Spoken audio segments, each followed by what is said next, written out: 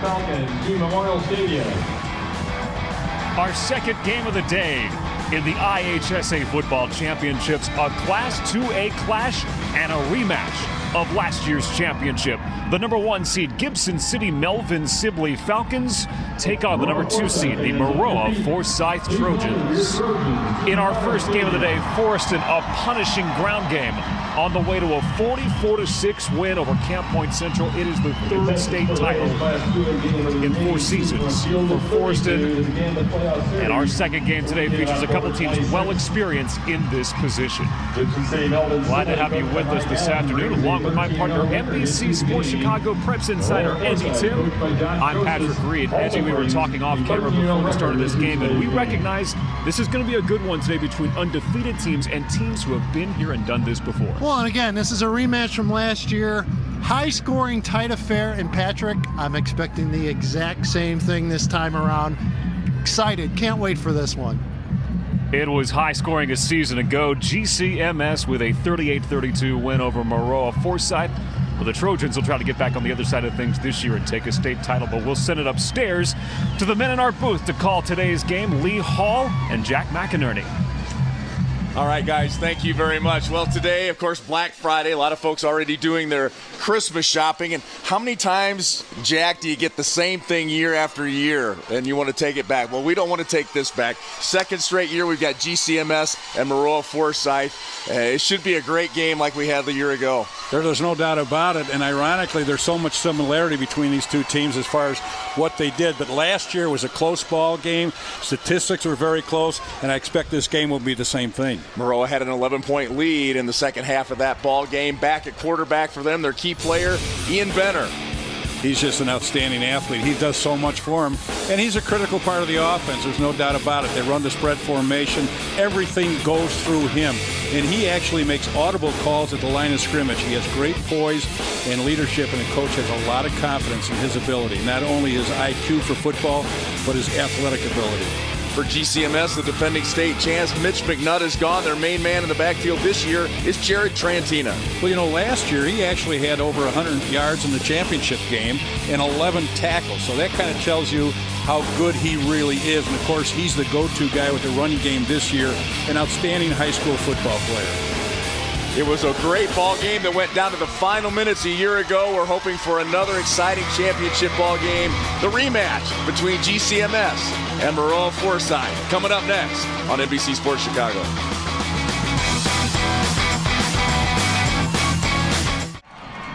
Big turnout in blue and gold for the Trojan fans, champs of the Sangamo Conference, and here into the state championship game with a 13-0 record, taking on a 13-0 GCMS team.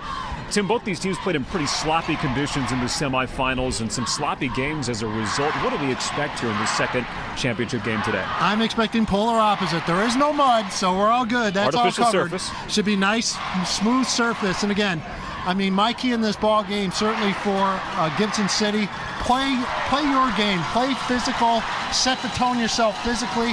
And again, for Maroa, you have to look at big plays. That's what you do.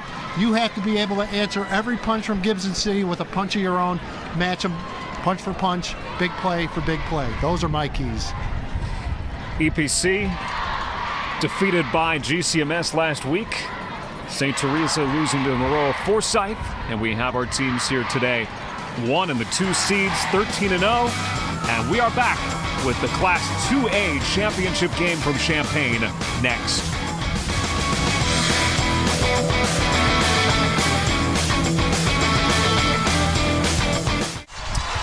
And welcome back to Memorial Stadium on the campus of the University of Illinois. Lee Hall, Jack McInerney just about ready to kick things off here in the state championship game in Class 2A. It's the second-ranked GCMS, the defending state champs, against top-ranked Maroa-Forsyth, who lost a heartbreaker here last year to the Falcons. Maroa-Forsyth won the toss. They deferred to the second half. So it will be the Falcons at 13-0 to start things off here offensively.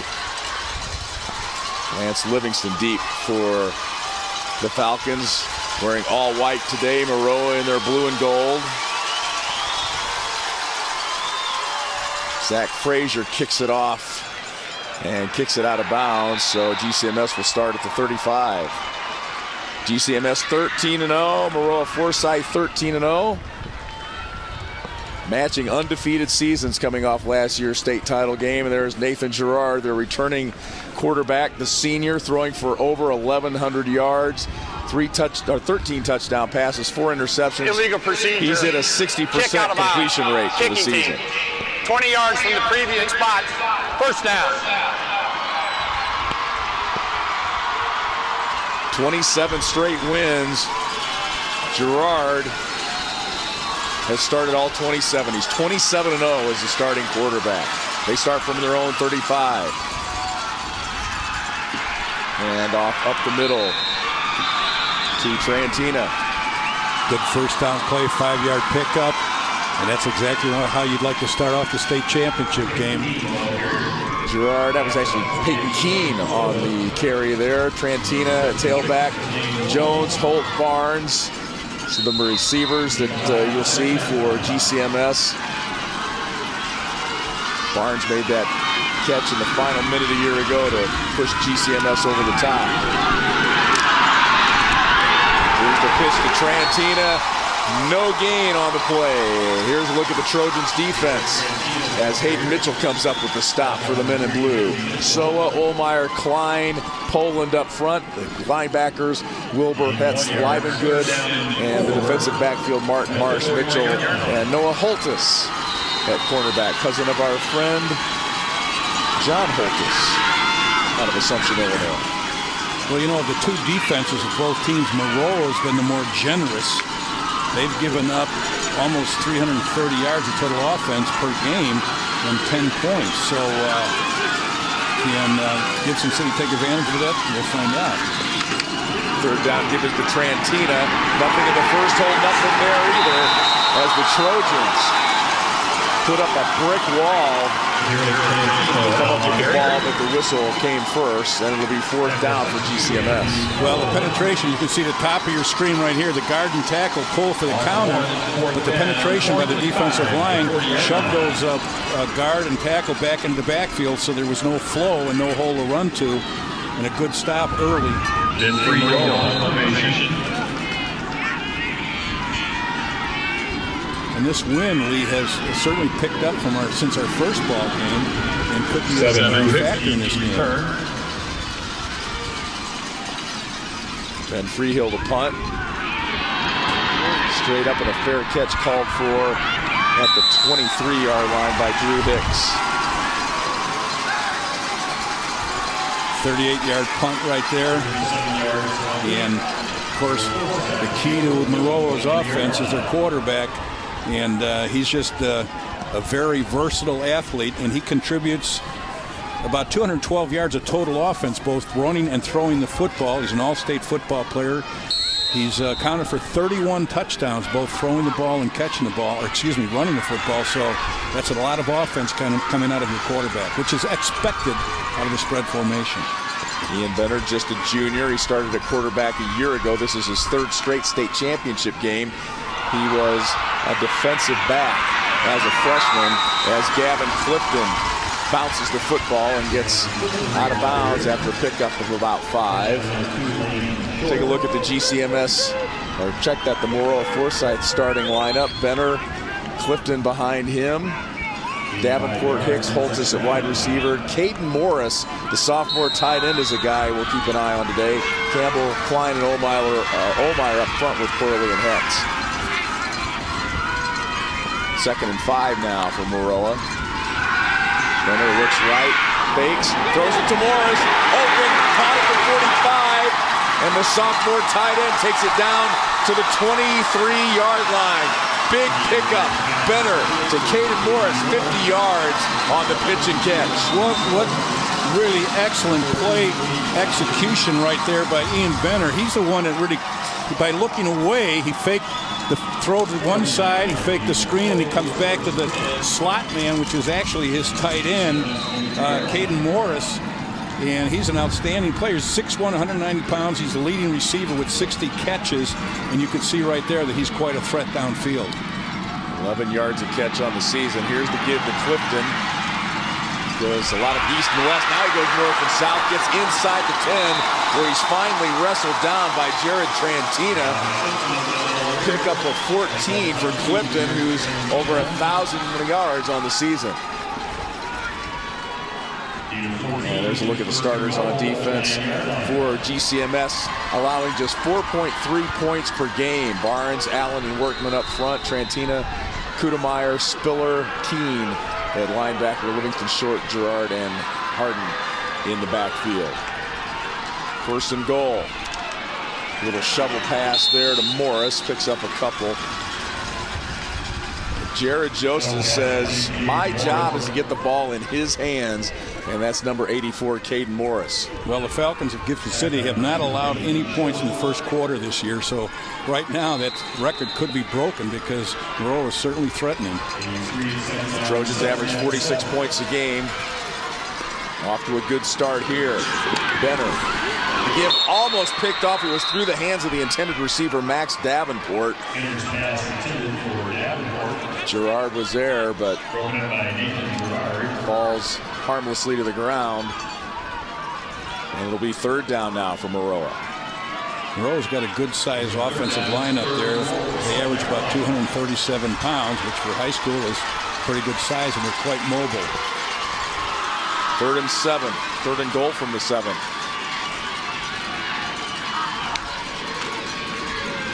Benner rolls right, pitches to Clifton for the last moment. He's tripped up there, lane short with the open field tackle to force 4th down. That was a great play by the safety. He came up and filled the lane, and that was his responsibility. Whenever you have an option, which this is, somebody's responsible for the quarterback, which he took, and the safety came up, he's responsible for the pitch man. If there's any breakdown in execution against the option, it's going to result in a long gain or a touchdown. There was not right there. Well done defensively. 4th and goal. Benner throwing into the end zone to Hicks. Touchdown Trojans! What a great job right there by Ian Benner. Just a little roll to get the secondary to kind of roll with him, and then he had the throwback. But that was just a great concentration catch by Drew Hicks from Benner. You can see the roll and then the throwback. Coverage wasn't that bad, but just really a nice throw and catch. And that breaks the streak right there of that scoreless first quarter. Riley Fitzpatrick, 78 of 80 on extra points. Make it 79 of 81 for Riley Fitzpatrick, the senior. As you get a look at Benner after the touchdown pass to Drew Hicks in a 7-0 Maroa lead.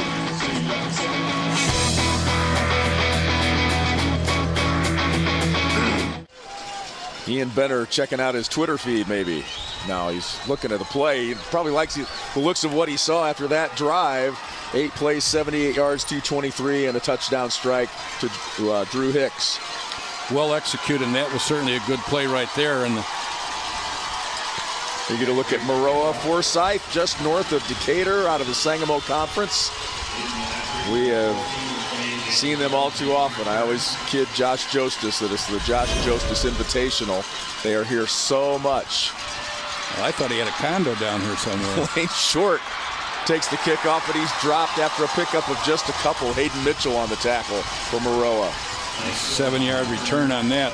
That first play by Maroa, that first series rather, possession was 8 plays for 78 yards. Took a short 2 minutes and 23 seconds to score on a team that had never been scored on this season in 13 games in the first quarter. Well, that's all over. Only allowing 4.3 points per game defensively. Now GCMS tries to get things rolling offensively as they had to punt it away, and Maroa took it into the end zone. Gerard on the rollout. Nice catch. Out to the 38-yard line where it's complete to Ryland Holt, the 6'4", 200-pound senior. 454 yards receiving on the season. That's a pickup of 11. That ball was actually released before, just as he made his cut. Nice timing, but he goes up and catches it at the highest point. Excellent throw and catch right there. Nice big first down move for Gibson City. 1st and 10 at the 38. Trantina in motion. The give is to Peyton Keene.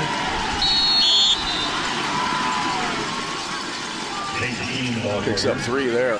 Number 4, Justin Lyman, good. There's the mix offensively for GCMS. Ryland Holt, Bryce Barnes, both a couple of basketball players who played as freshmen, didn't come out as sophomores, and then back out there as juniors a year ago. A big part of this GCMS offense. Combined to over 800 yards receiving this year. 2nd and 7.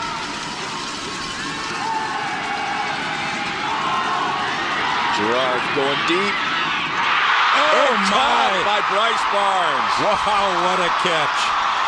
What a catch. Right on cue, Bryce Barnes, a catch of 34 yards. He's the guy that caught the go-ahead touchdown with 1:08 to go last year to win it for GCMS. Big catch here. Wow, look at over the shoulder, then he reverses going right in. You talk about concentration. That's an amazing throw and catch, and it's a perfect throw as far as away from the defender, but the concentration for him to make that catch, that Willie Mays catch over the shoulder, what a great job right there. 1st and 10 from the 25. Gives to Trantina, the All-State senior. Played fullback a year ago behind Mitch McNutt. He has been the main cog offensively, rushing for over 1,500 yards coming into this ball game. Well, last year he played fullback, and McNutt, of course, was a tailback. Right. And he did everything in that state championship game, led the team in rushing and tackles. But now Keene is the fullback, and they moved Trentino over to tailback, and a short next year probably Keene will be the tailback. 2nd and 7. The fake and the give to Aiden Laughley. Laughley just a freshman. No gain there. So you talk about last year's game in Trantina. Mike Allen saying earlier this week he thought if it wasn't for Mitch McNutt's huge game that Trantina could have been the MVP with 130 yards rushing, and he led the team in tackles. Right. Both sides of the ball. Yeah, playing a two-way player in the state championship game and have that kind of production, over 110 yards of rushing and 11 tackles, and he never came out of the ball game. And just a great job. And of course, this year he came back, and he's back with a vengeance. 3rd and 7 now for the Falcons. And a whistle. And GCMS wants a timeout. Gibson City.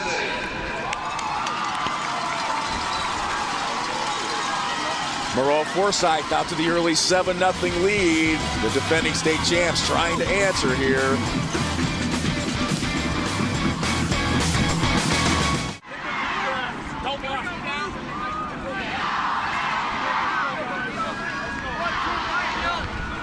I had to read it in volleyball. It was longer than this. In a hurry but want a fresh, affordable meal to serve your family or friends, Biaggi's Pronto Packs make it easy to enjoy an authentic Italian meal at home or on the go. Perfect for small groups and starting at just $30. The Pronto Pack comes with pasta, 2 pizzas, a salad, and bread with Biaggi's delicious butter for dipping. More on that in a moment. Gerard going to the end zone. Intended for Holt, and there's a flag on the play. It'll be pass interference against Maroa. Well, they tried to go back to basically that same route, a little corner route, and he got a little push. The ball was somewhat overthrown, but he did give him a push. Whether or not he would have been able to catch it or not is a different issue. Here's our officials today. Pass interference. Number 23. Defense. Half the distance to the goal results in the first play. First down. Again, the unsung heroes of high school football right there. Yep. If it weren't for them, we'd have no game. And there's a shortage of officials in all sports, so the IHSA likes to remind folks that if you love sports and want to give back, there's your opportunity right there. 1st and 10 from the 11-yard line. GCMS trying to take advantage of that penalty and get the ball into the end zone here and tie this game. Give is to Trantina, and he's tripped up. Getting through the lines, Johnny Luttrell from Maroa-Forsyth, sophomore lineman, getting in there and tripping him up and holding to gain a couple of yards there. good effort right there by the defense of Maroa, and that's probably one of the keys. Now, Gibson City took wide splits there, and that allowed the penetration right there by the defensive linemen, and that does also help the linebackers fill a little quicker. And they did a good job right there. Now we'll see here if they cut the splits down a little bit, which they did. 2nd and 7 now. And the give is to Joe Allen, 5'10" senior. Number 58. Pickup of 7, a little different look from Mike Allen. And he came in, he subbed in just prior to that particular play, and they're going to leave him in. And this looks like a Mike Ditka, the fridge type of offense right here. It's their goal line package. I hate to use the term their heavy package, but that's the term most teams use. 1st and goal from the 1. Yep. Touchdown GCMS. Trantina with the carry. Now this could be something that we're going to see with a back and forth offensive scoring. Last year, Maroa-Forsyth had 402 yards of total offense in the state championship game. Gibson City countered with 375 yards of total offense. That's a lot of offense in the championship game, and the looks of it right now, we might get more than that in this particular ball game. 8 plays, 73 yards, 3 minutes, 42 seconds. Ben Freehill on for the extra point. He's getting a lot of looks from D1 colleges. The hold of Cade Elliott. It's up. Freehill now 73 of 77 on point afters this season. And we are tied at 7. This could be a wild one here.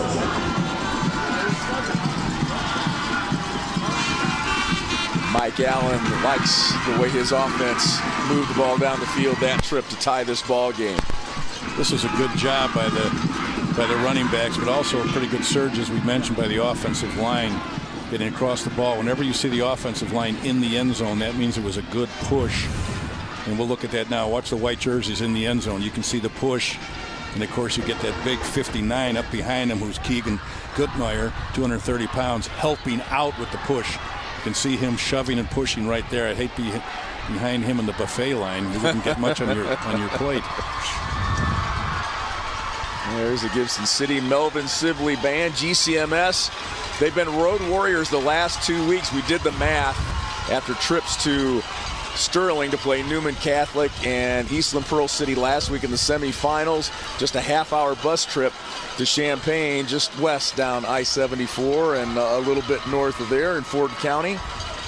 Chris Gerard, the principal, played for our old buddy Dale Patton, who's a GCMS Gibson City alum, and Mike Allen, the AD and head coach, doing double duty. 0-9, 1-8 his first 2 seasons, playing for a 2nd straight state title here today. Eagles kick into that breeze coming out of the south-southeast. Drew Hicks picks it up, still on his feet across the 35 out to the 37-yard line. Big return of 16 for Drew Hicks. Good field position for the Maroa-Forsyth Trojans. Well, it'll be interesting here to see how Maroa attacks again. And, of course, anytime the ball is in the hands of Ian Benner, he has the opportunity to change plays at the line of scrimmage. It can be called going into the huddle, and he gets up there and sees something that he does not like. He has the opportunity to audible into another call, whether it be a run or a pass. And the coach has enough confidence in him to let him do that. 1st and 10 here now, 37-yard line. Benner out of the shotgun. Keeps it. Has room to run to the outside, gets outside of the numbers into GCMS territory, where he's finally knocked out at the 39-yard line, 24 yards, and a late flag, it would appear. Good job running the option right here when you have a quarterback that's as athletic as Benner is, 6'1", 170-pound junior, and of course he's an experienced quarterback, having started last year. You know you're going to get a lot of offense out of him. Like after the play was over, personal foul. unnecessary roughness. Number 7 on the defense. 15-yard penalty, first down. Here's the dual threat of Ian Benner. Very confident quarterback. And he was looking back for that flag, and he got it. Yeah, and you think, well, there wasn't a lot of contact there, but all that stuff over on the sidelines, you just can't be too careful, really. 1st and 10 from the 24 now. Maroa on the march. Benner keeps again. And what great running lanes he had to choose from there as he takes it down to the 13. Pickup of 11.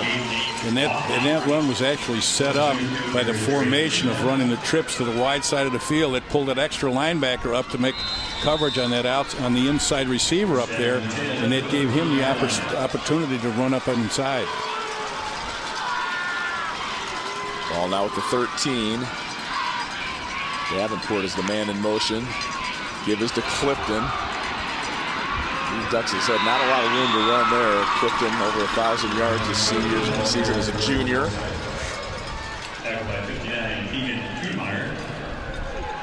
Keegan Kudemeyer in on the stop, number 59. And there you get a look at the breakdown of the numbers for Maroa-Forsyth. Yeah, they've had a good year offensively. They run the ball about 35 times a game for 273 yards. They throw the ball about 17 times for 158 for a total of 431 yards off of 52 plays. That's pretty good offense. Davenport, the receiver, with a carry. He's 367 yards receiving, 381 rushing, so he's a dual threat back there. Senior made a great catch last year in the 17 title game. End zone catch in the first half. 3rd and 5 now. It's changing the play.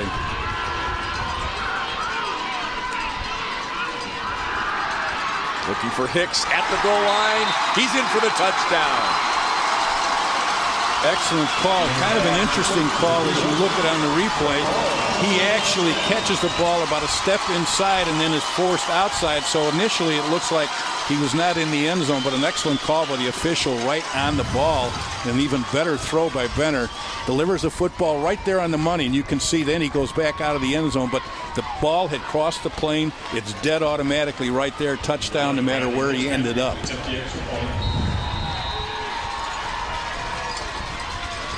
Riley Fitzpatrick with the point after. We saw her kick here a year ago. You've probably seen her in those country financial ads on IHSA TV broadcasts. And she is a perfect 2 for 2. And you get a good look at Drew Hicks with the touchdown catch for Maroa-Forsyth as they take a 14-7 lead here. Well, it was a 5-play drive for 63 yards. Took them 1 minute and 45 seconds. So they're somewhat explosive when they get good field position. And part of it is having an outstanding quarterback like this who can deliver the football on the money to an outstanding route. And this is a perfect route. He's just 1 step inside the end zone, and that's a set-up play. Good coverage, but the ball's delivered extremely well. You've talked a couple of times about him changing the call at the line of scrimmage. How unusual is that for a high school quarterback to be able to do that? Well, it's relatively unusual. In many cases, if you find a team that's running option a lot, it's not all that unusual because they'll change maybe the direction the option's going. But in his case here, he's changing the play completely from a run play to a pass play or vice versa. What that does is shows you the confidence the coach has in him and shows you what an outstanding IQ he has for football. Josh Jostis telling us earlier this week, you know, we expect things from high school kids others don't. And that's a huge thing right there to have a quarterback who's only a junior who can audible at the line like that. Pretty impressive stuff. Zach Frazier kicks it away, fielded there at the 19-yard line. That's Lance Livingston. Takes it out close to the 30. That's where GCMs will reload. Down a touchdown now. They survived a 14-7 win at Eastland Pearl City last week. Another one of those NUIC teams that we saw Forreston, of course, win the state championship in Class 1A. 2 touchdowns in that game negated by penalty, and they had 3 turnovers. So it was not GCMS's best game. Mike Allen says maybe it was our worst game of the year. We still came out with a win on an unbelievable play from Gerard to Ryland Holt. Hopefully we'll get a chance to take a look at that a little bit later on. The Maroa defense drops Barnes for a loss. That was a great defensive play right there. He fought off the blocker and still made the play. Now this year, Gibson City in the first half this year has outscored their opponents 421 points to 13. But yet today they're down 14-7. So what does that tell you? But excellent job right there defensively of fighting off the wide receiver on the bubble screen. That was Lawfrey on the catch. Second down and long here for Gerard. Rolling right, pulls it back, throws it. Incomplete off the hands of Bryce Barnes, and GCMS lucky that there wasn't a blue jersey player there to pick that off. That was a pretty good job. They ran the flood into the short side of the field. They rolled him or sprinted him into the short side, and they had 3 receivers from the hash mark to the sideline, but good defensive effort right there by Maroa in their adjustment and rotation into that. Third down and 13 now, under a minute to go here in the first quarter. A rematch of last year's state championship game, and it's off to a great start here. Gerard rolling left. He's going to have to throw back against his body. He's got a man, but threw it behind Lawfrey. Lawfrey was wide open with first down yardage, but it was thrown behind him, and that'll be fourth down now for GCMS. Well, that was really a tough throw on his part, a right-handed quarterback going to his left. But the other part of it was he got outside of his blocker. His blocker was kicking out the defensive end, and he outran him to the sideline rather than step up. And there would have been a running lane as well as a passing lane had he got up inside that blocker. That would have been a big first down play for them, but sometimes in the heat of the battle, you make the wrong choice. Ben Freehill back for his second punt. He averages 33 yards, but he's into that 20-mile-an-hour breeze coming out of the south-southeast. And it's blocked. Zach Clifton got a hand on it. And Maroa is going to have awesome field position here at the GCMS 16, leading here 14-7 with a chance to make it a 2-touchdown lead. Special teams with the big play for the Trojans. Outstanding effort, as you mentioned, Lee, by the special teams making that play. And I think part of that, what happens is the offense sometimes is too much in a hurry wanting to get down and make coverage. And you saw one blocker for 3 defenders rushing the punter. And now again, Maroa's got great field position, and can they take advantage of it? This is the difference between championship teams and runners-up, taking advantage of a great field position on turnovers. Zach Clifton blocked it. Wade Jostis, the son of head coach Josh Jostis, recovers. And it's Benner from the shotgun. Fakes left. A lot of pressure from the right side, and he's dropped for a huge loss. And he's got to come out of the ballgame now because he lost his helmet. Hayden Workman in there on the sack. A loss of 15. Benner loses his helmet and comes off to the sideline. Now that was kind of an interesting play because he bootlegs to the weak side, and you can see right there was nobody to block the weak side. They were outnumbered, and I think he might have made an audible call into the wrong edge of the field. Just a good effort defensively right there by Gibson City. And now he's got to come out of the ball game, so you got a new quarterback in the game. Hayden Workman, Jared Trantino was coming in on the blitz, and he's got a head of hair on him. Benner had nowhere to go, yeah. He's going to have to readjust his headband there. We've got a break now. We're 1 quarter in. Maroa-Forsyth with the 1-touchdown lead. Big special teams play, but then a big defensive play by GCMS. And they'll be at the 30-yard line when we come back. Driving again, leading by 7.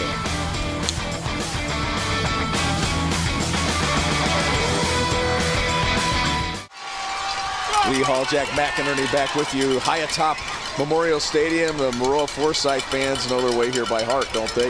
We talked about Josh Jostis and joking with him.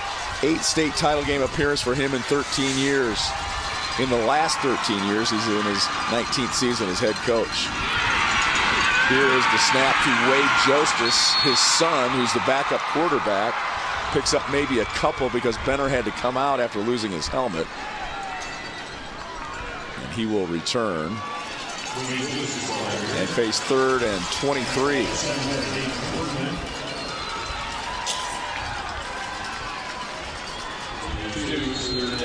15th straight playoff berth for Maroa-Forsyth. Trying to win their 3rd state championship. They were champs in 2A in 06, 1A back in 2012. Here's Benner to throw. It's complete to Hicks at the 22. He's dropped right there in the open field by Bryce Barnes. It just seems as if for some reason that Gibson City knows the plays these last several. I mean, they're right on top of the play.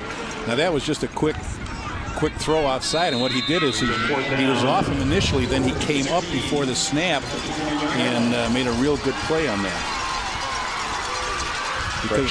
Correction, that was Lane Harden on the stop. And I think what Benner is doing is he's looking at those corners, and they initially, in some cases, they play tight, other times they play off, and that's throwing off his reads. Going for it on 4th and 16 into the wind. Benner alone in the backfield. Here comes the rush, and he's going to be dropped again. And it'll go to GCMs as they turn it over on downs.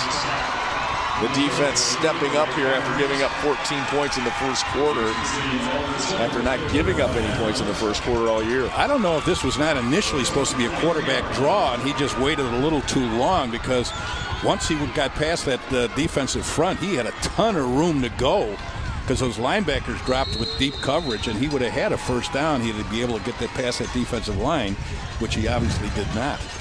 That was Bryce Barnes, the first man in there. Now GCMs with the ball after the turnover on downs, and they'll try and even things up here. First down carry for Trantina. He picks up maybe a couple. You know, both these teams, we talked about tough schedules, they really never had a test until the semifinals. Now, granted, Maroa had a tough one, I think, in Game 7. They won 21-20 against Athens. But before that and after that, they had no test until the semifinals, when they beat Decatur 16-14. And Gibson City was not tested at all until the semifinals when they beat Larnac 14-7. So, and they had 6 shutouts. Trantina gets it, second man through. And he's very close to a first down.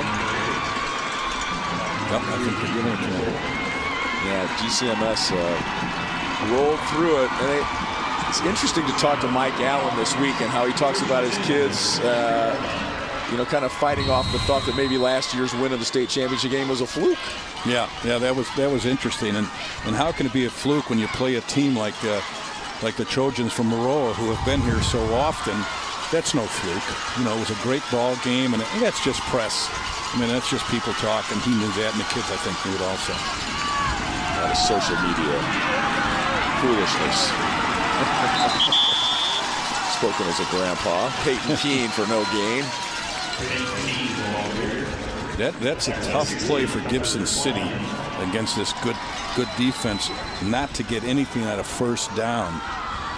Puts a lot of pressure on the quarterback, because he is not the same kind of quarterback as Benner is. He's not as versatile. He doesn't run as well, nor throw the ball as well. He's a very effective, efficient quarterback, but he's not the same kind of athlete.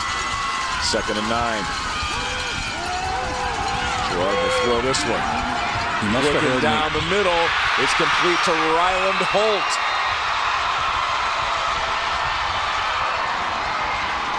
Over a 7-foot wingspan, and he got his hands around that one. A pickup of 33. He must have overheard my conversation. A nice little play-action fake where he went in one direction and Holt came back.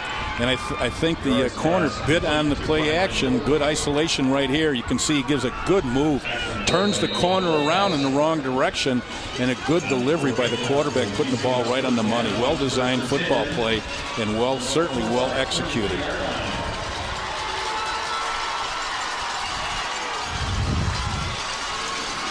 Ball at the 33.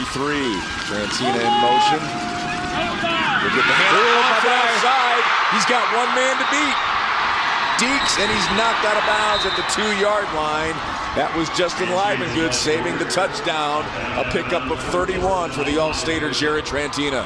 What a nice job right there, but a good job by the right side of the offensive line. Watch the kickout blocks right there.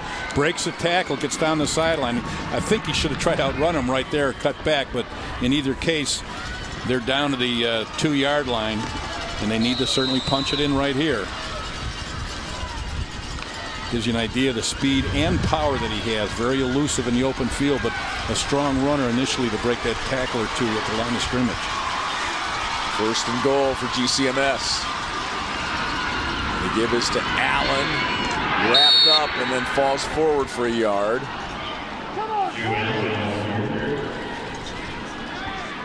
Real good penetration right there by the defensive front. They got underneath the pads of the offensive line of Gibson City, so there was no movement at the line of scrimmage. The ball in the shadow of the goal line as GCMS looks to score and tie this ball game with the extra point. Second down now.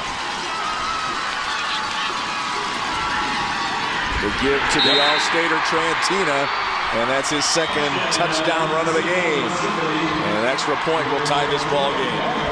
Kind of runs over the pile there, runs over the right side of the offensive line behind center Keegan Kudmeyer and the right guard Garrett Wright and the right tackle Hayden Workman. That was a 7-play drive for 77 yards, and they ate up 2 minutes and 58 seconds. Good effort there by the right side of the line, and even better effort by Gerard Trantina to get into the end zone there. Touchdown number 33 on the season for the senior All-Stater Jared Trantina. Ben Freehill to kick the point after and tie this ball game. Man, does he kick it high. We are tied at 14. So the Falcons answer. A big pass play sets up Jared Trantina from a yard out. And we are tied midway through the second quarter in our 2A state championship game here on NBC Sports Chicago.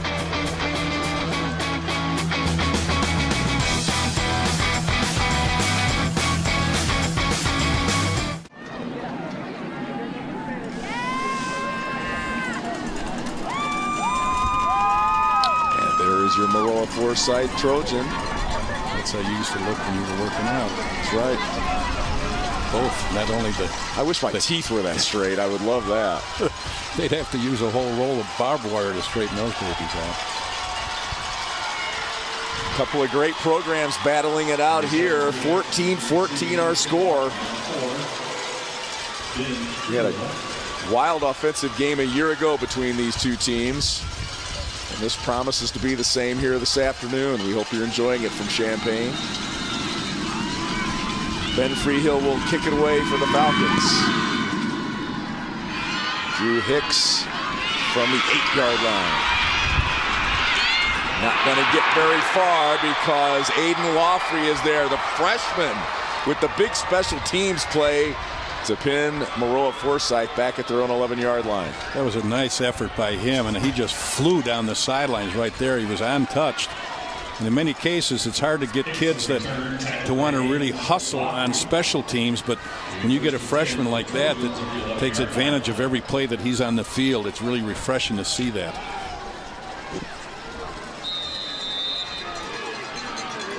He's been a pretty good receiver for GCMS this year as well. So now Maroa's lead is gone. They are tied, and now they've got 89 yards to go into the win. First time they've been in the shadow of their own end zone. Give is to Clifton. He gets the edge. Ooh, coughs up the football. GCMS says they have it, and they do. Austin Spiller there to pick it up for the Falcons. And a costly turnover for the Trojans deep in their own territory. What a costly turnover, and the field position is amazing right here.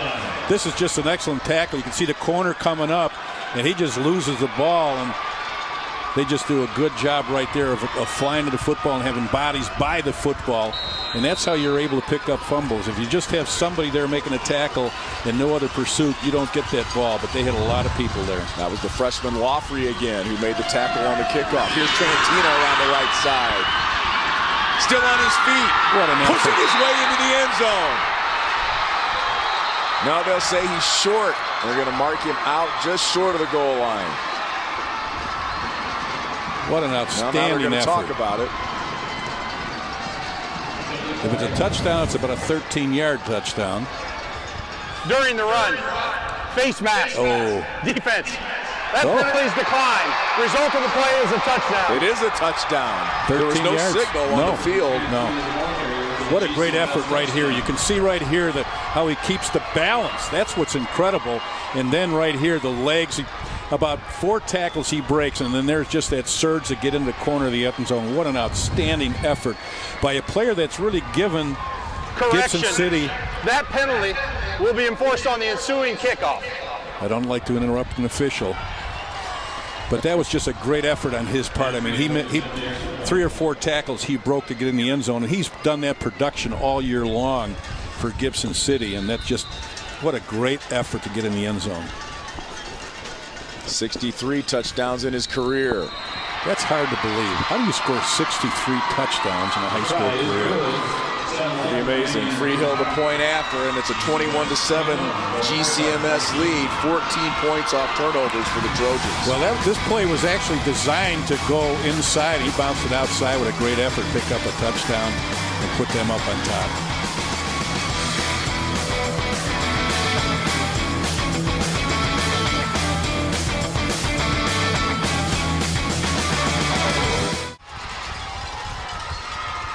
An exciting 2A state championship game between GCMS and Maroa-Forsyth, and we expect that because that's what we saw a year ago.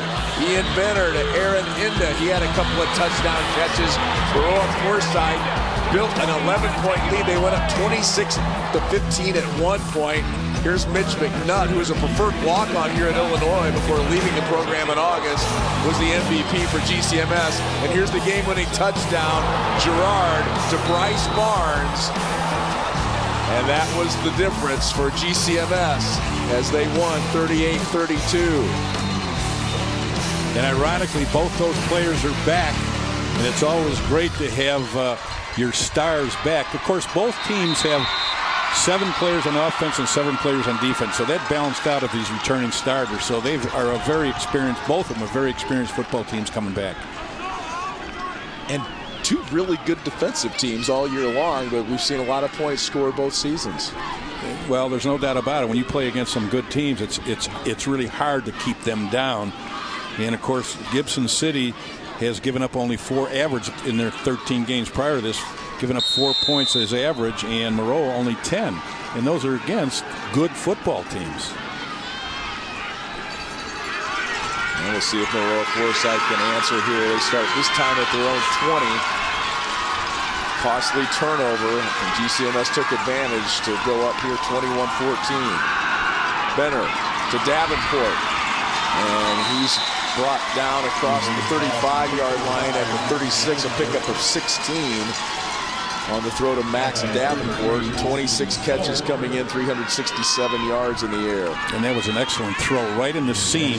He got the inside shoulder of the defender and right between the defensive back and the linebacker. Excellent throw, good route.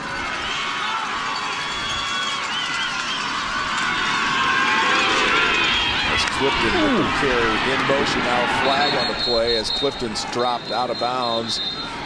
Goes out to 40, and it's going to be a hold against Maroa, and it's going to come back. Well, whenever you run that jet sweep, if that defense rolls up too quickly, that outside blocker, who is your wide receiver, has a longer time. Holding, 84, offense, 10-yard penalty, replay first down. He has a longer time to hold that block. And, you tell your kids, don't turn and look to see where the runner is. You keep blocking until you hear the whistle. Well, in this case, what happened is it was a jet sweep, as you can see here, and the defender came up, and he just grabbed hold of him. And it was a good job by the defender to come up and make the play, but that's a tough block for a wide receiver to sustain a block that long.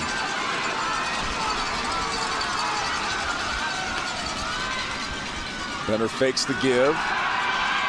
Throws to Morris. Oh, my One-handed goodness. grab by the sophomore. Oh, my goodness. Caden Morris with the great catch. A pickup of 20. Josh Josta says when it comes to Caden Morris, we focus on route running. The rest is God-given. And there is a great example of that. Watch this catch. One of the other things he also said is he's got some of the biggest hands he has ever seen. Now, right here, that's exactly what comes into play on that one-handed catch. He's also a Division I player.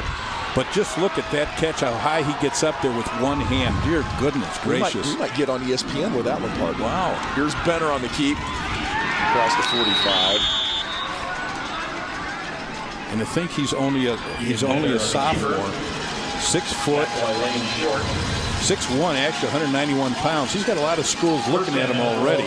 But look at that. And that's actually going back across his body, which is even a tougher catch.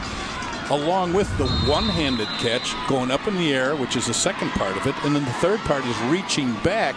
My goodness. I love what Ian Benner said about him after the semifinal win. He said, he's a stud, but he's a little dorky. He might take that back after this. Made him look pretty good on that one, didn't he? Caden Morris, 60 catches on the season coming into this ball game. This time it's to Drew Hicks. He's got blockers on that left side. And he's down to about the 46-yard line after a gain of 8. Now there is where Benner shows you his football IQ. Prior to that snap, one of the receivers was not in good position to run that bubble screen, and he waved him in to get him in the right position to be able to block for that particular play. What an excellent job, not physically throwing the ball, but mentally bringing in his receiver. 2nd and 2, the give is to Clifton. He's through the second level, and he's outside the numbers and down inside the 20-yard line. A pickup of 28 for Gavin Clifton, who missed last year's state title game. Missed the first 3 games of this year. He's been motivated since coming back. And for all the games that he's missed, he has over 1,000 yards, but this gives you an idea of what kind of a threat he is. Very explosive when he gets the football in his hands. Trojans looking to answer here.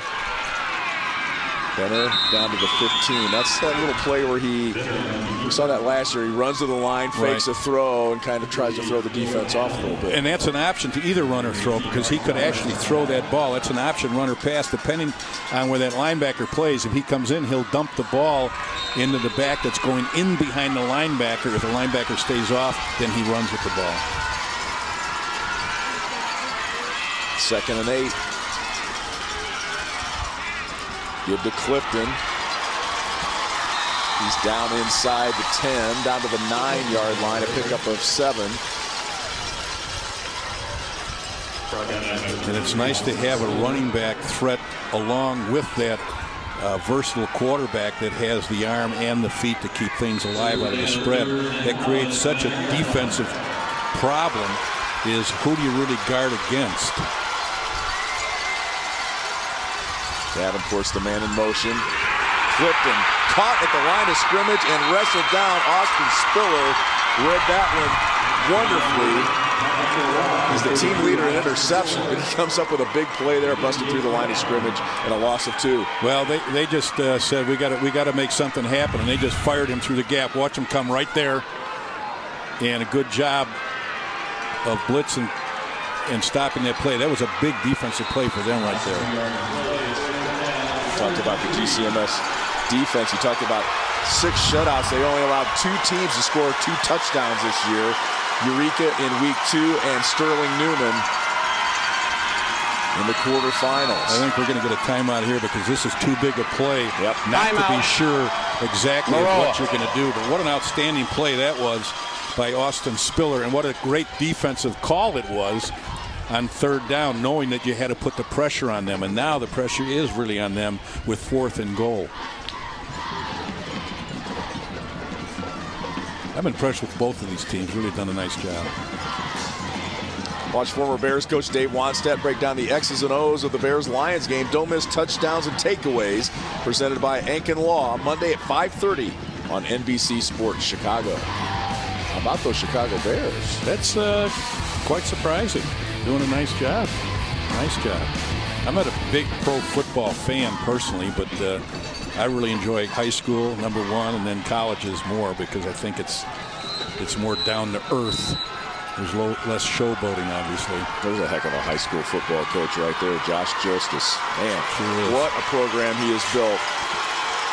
178 and 53 in his 19 years at Maroa-Forsyth, and a big shout out to his wife Heidi. He says she does it all. She helps with the spirit program and team meals. Benner looking into the end zone. It's a jump ball for Davenport. No, it's picked off, and that's Lawfrey, the freshman, from out of the end zone. He's out to midfield, still on his feet. We got a flag, though. A flag at the 26-yard line. And a Maroa-Forsyth player out of bounds gets up slowly as Davenport's hurt in the end zone. 55-yard return right there, and depending on what happens with the penalty. But that's where that third down play was so important by that blitz by Spiller. But right there, great job by the secondary. Davenport made a great catch similar to that in the end zone a year ago. The ruling on the field is an interception in the end zone during the return. Illegal block in the back. 18, White. 10-yard penalty, first down. That may have been, I don't know for sure, that may have been how Tanner Hetz ended up out of bounds. Check this out again. Wow, and I think that was Hayden, or check that, I think that was Cade Elliott putting the hit on Davenport, not allowing him to come up with the catch. Well, no, it's number 2. It's Lane Short. And again, being around the football, having a magnet for the ball, good things are going to happen. Not only pursuing the ball on a running play, but getting to the football once it's in the air. And that's exactly what happened right there, the old tip drill. The ball's up in the air, and if you're around it, something good can happen if you're aggressive. And that certainly did happen right here. And a freshman yet. Well, he's got 5 touchdown catches. He comes up with a big catch defensively that time. Aiden Lawfrey, 5'10", 160-pound freshman. Well, other teams in the conference have noted his ability throughout the year, and they were really impressed with his quickness, and a couple of the coaches said he was a very electric player, and he certainly is that. Max Davenport, the senior receiver, coming off gingerly after landing on his back, unable to hang on to that pass. Lawfrey with the interception. He came up with that big tackle that caused the fumble down at the other end, remember? Right here, great isolation right here. There's the pop.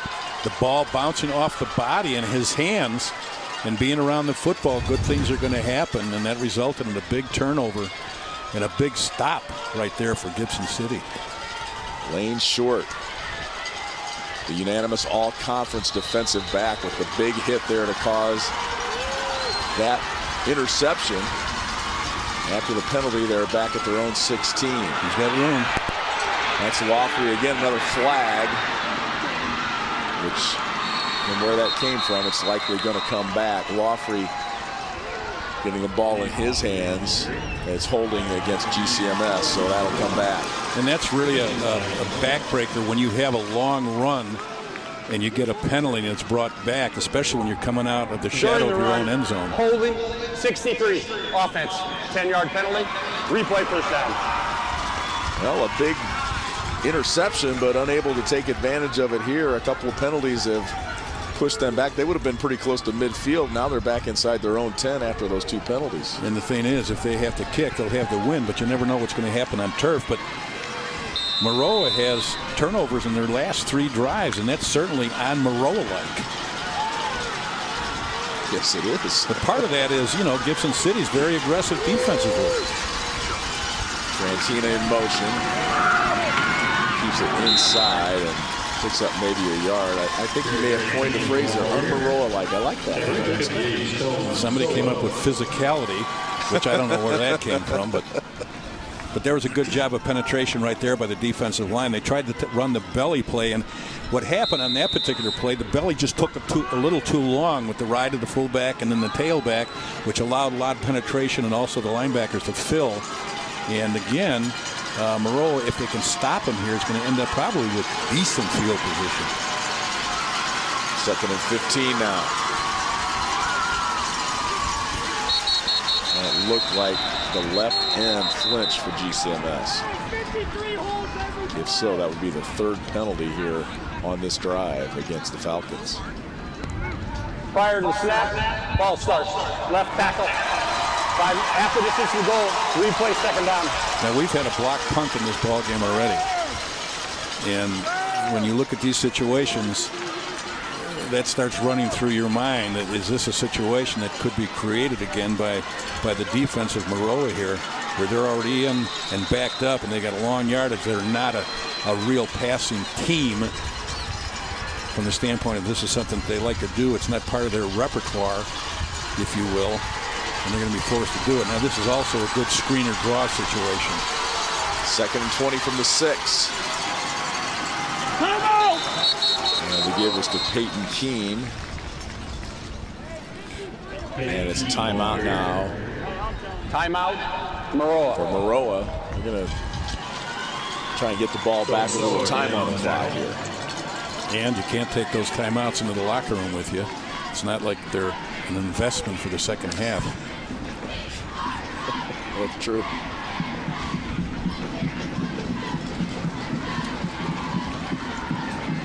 Two really good coach teams, really well coached, and obviously well prepared for each other, not just based on last year's film, but you know, you could say, well, you look at the tape from last year and you get a lot off of it. You get something off of it, but personnel has changed. Now, even though they both have a lot of players coming back, sometimes the personnel that you have, you kind of dictates what you want to do, both offensively and defensively, and that's where the changes occur.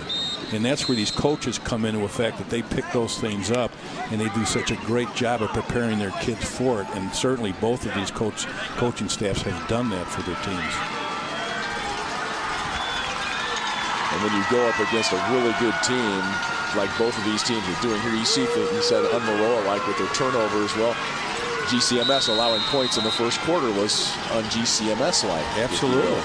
If I can borrow you. And you know, a lot of a lot of times it's just one play here or there, or just a little movement of a linebacker in one position or another to make the difference. 3rd and 18. Gerard from his own goal line overthrows Jared Trantina. He would have been well short of first down yardage at that point. So it's going to be a punt from the end zone for the Falcons. And Trantina is a 5'8" receiver, and he would have had to be a 6'8" receiver to have made that catch. Well, good position is going to be had here by Maroa, although they'll be kicking with the wind, and it's a pretty strong wind. It's really picked up pretty well. But remember this, he's got a shorter field to deal with, but he's kicking with the wind, but the snapper is snapping the ball into the wind, which makes a difference. Sometimes they overcompensate.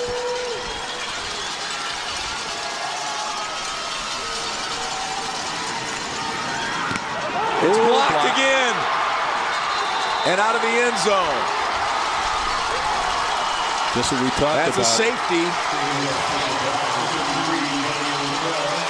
Ironic, that's how Maroa won last week's game against St. Teresa on a safety, and they get another one here.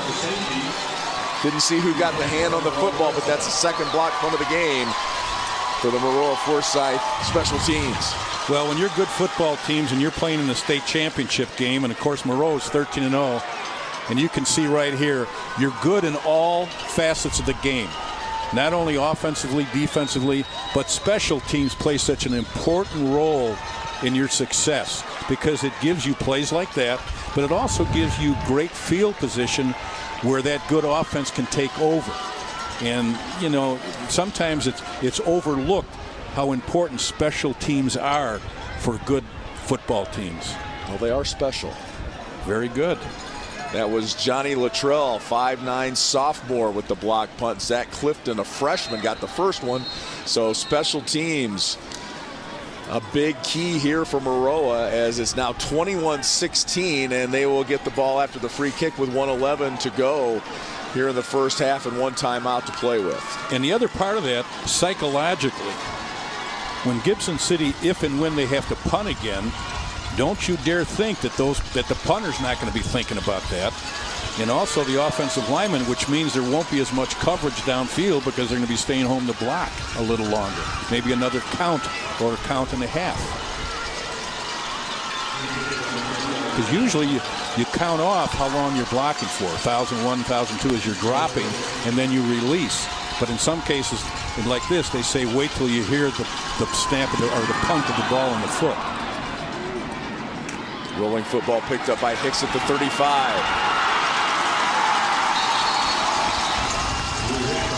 And he takes it down to the 44-yard line.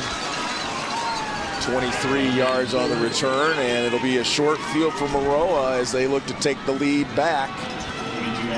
They led 14-7. GCMS scored back-to-back touchdowns to take the lead. But now a block punt and a safety for the Trojans. They've got 1:06 to get into the end zone here, into the wind. Into the wind, but they're with a quarterback. That's the kind of quarterback you want to have in a situation like this with 1:06 left, and you're at midfield. 3 receivers at the top of your screen. Benner throws to Hicks. He's got blockers, but Gerard is there and well read by the GCMS defense to pick up a 3. I'm really impressed with Benner's mechanics. If you watch him throw the football, his mechanics are excellent. He really has good footwork, and his technique is very good. He gets a lot on the ball. You can't get that ball outside on that bubble screen and have it like a lobbed out there. You got to really rifle, and that's exactly what he's done each time. Next level quarterback in your estimation? Yes. Yeah. Now, which level? That's the there question, you go. Right? Which level? Now, he certainly is going to play football in college somewhere. Injured player on the field is Lance Livingston. He's being tended to by the staff at GCMS. And the thing is, it's not, size is important at the next level, especially Division I, and he's 6'1" right now. The weight factor, he's only 170 pounds right. By next year, he'll be 180. So, and he'll be a lot better next year than he is now. So if his progression continues, he certainly is possibly a Division I player. For the best coverage of the IHSA Championship games, turn to High School Lights, presented by Wintrust, tomorrow night at 11 on NBC Sports Chicago, or live stream at NBCSportsChicago.com. Good football game. Good football game by two good football teams. Lee Hall, Jack McInerney with you up top. Patrick Reed, Edgy Tim down low on the field for this 2A state championship game. It's been an exciting game so far. Under a minute to go now. Maroa-Forsyth cutting into that 7-point lead. They could go on top with a touchdown here. Hicks in motion. Now the reverse. That's Wade Jostis, the backup quarterback, throwing for Ian Benner, but incomplete. Little razzle-dazzle look from the Trojans there. Well, they wanted to get Benner on a wheel route up the sideline, but timing was kind of thrown off. I think Benner delayed a little too long, but a nice job defensively by Gibson City. They read that, and the corner stayed home, and he was really within 3 or 4 yards of Benner going up the backside. So that play, I don't think, would have been very successful. We talked about 62 touchdowns in the career of Jared Trantina. How about this 42nd varsity game for Ian Benner? That was in and out of the hands of Caden Morris, thrown behind him. What the catch he made in the first quarter. That is one we won't soon forget. He's like limping a little bit. Yeah, he's definitely limping. Look at the size of those hands. I wouldn't call those hands. I'd call them paws. Yeah. Josh Joseph said they are the biggest hands he's ever seen. That's and Caden Morris has a long way to go to become a Division I tight end. Size, speed, different things, but he's on that path for sure. Right. Quick kick from Jostis, or Benner rather. That's Wofford fielding it inside his own 10-yard line. Time running down. He's getting knocked out of bounds. I wonder if Morris has trouble texting. It looked like Tucker Klein knocking him out. With big, you know, aren't we in the time when everybody texts and the kids are like that? I have big fat thumbs myself. Oh yeah, my daughter's called to say I have sausage fingers. Good job of returning this football here. 18 seconds left on the clock.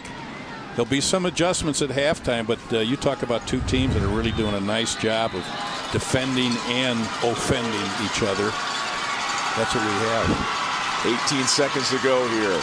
Girard out of the shotgun, looking deep with the wind at his back. Shuffles to the left, throws one up for Holt. There's a one-handed grab. No, it came out. It came out. He had it, but it came out, and it's incomplete. Trying to one-up Caden Morris with a one-handed grab there, but he didn't have control of it. Had a lot of time here to throw it up in the air. Pretty good job of keeping the ball alive. And a pretty darn good effort right there, and he had control until he came down, and that's a good job by a very versatile athlete, Venner, defending him. But how about Rylan Holt, the basketball player, checking off his man like for a rebound? And they talk about that a lot. Oh, sure. We're wide receivers, but we're rebounders. We're just going up for the ball. 2nd and 10 now with 8 seconds to go. And it's going to be Girard on the ground here. And that's going to run out the first half.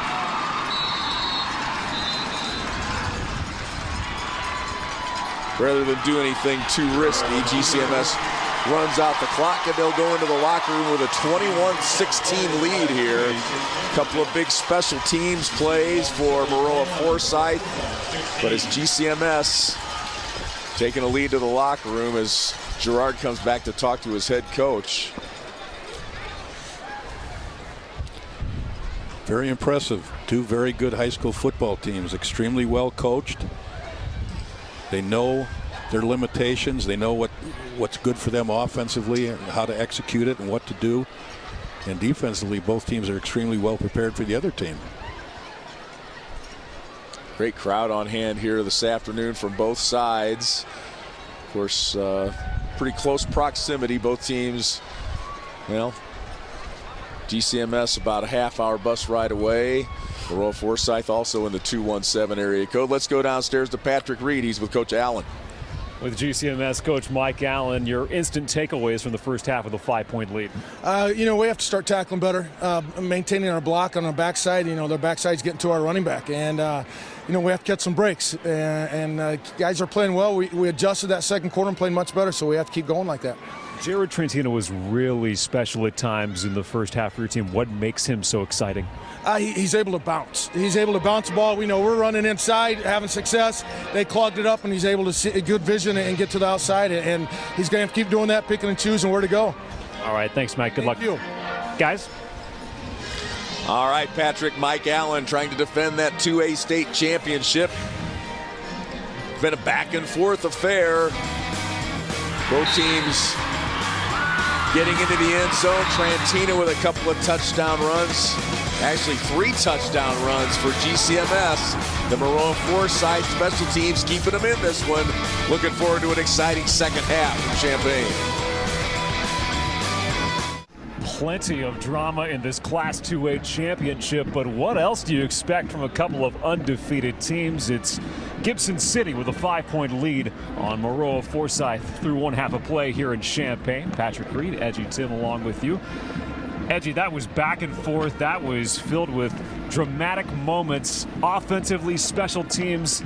Really interesting first half. I think the only thing we didn't see is like a fumble rooski and like a lonesome polecat. There's still time. Outside of that, we've seen everything. And I mean, we talked about it going into the game, Patrick. We knew that you were going to have a back and forth kind of affair. And I mean, we've seen block punts, special teams being a factor.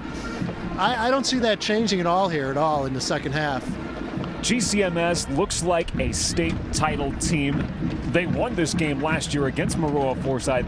Jared Trentina has been able to break things open for GCMS and just a physical force out there. Well, and again, he was a fullback last year. He's the lead back this year, so he's kind of in the major spotlight this year, and he's taken it and obviously has run with it. But for the good things that the Falcons have done offensively, they do have some things to clean up, including special teams. They do. I mean, you've got to get that punt team figured out. There's no doubt about it. The coaches, I guarantee you, are in working on that right now. And again, for Maroa, you've got to limit the turnovers. You know, it's, again, you want to play fast, you want to play kind of loose and get after it. But again, you got to limit it because, Patrick, you've got one half of football left. A turnover here or there, that could be the difference between going home with a really nice trophy and a nice trophy. Cleaning up on special teams will be important, but also dealing with the wind here at Memorial Stadium will be a factor in the second half. It is picking up, and it's got a feeling it's going to continue to pick up as the night moves on, but you could definitely feel it here in the first half. The winds were starting to pick up a bit. Going to definitely keep an eye on that in the second half. Well, GCMS is a team that's beaten its opponents by an average of 41 points per game this season. This is not looking to be one of those games here today against Maroa-Forsyth. No, it's not, and both teams have had kind of a nice path and really haven't been challenged too bit, but I don't think you ask either side. There was no blowout expected here. You knew this was going to be tight. We knew it, and here we go. And in part, it's because of the familiarity that these two teams have with each other, especially in this situation. I think it's familiarity and respect. I mean, they both understand how good the other is and what they do well. And again, it's also been a great chess match between two great coaches to watch how they counteract. And I'm interested to see how Maroa and continues to approach and see if Gibson City can make some adjustments there, especially as we talked about in the special teams. Ledgy, we've got a ways to go in this game. We've still got some time to come back and talk about Maroa-Forsyth. The Trojans, they trail in this game by 5 in a rematch of last year's 2A state championship game. It's a 5-point lead for the Falcons through one half.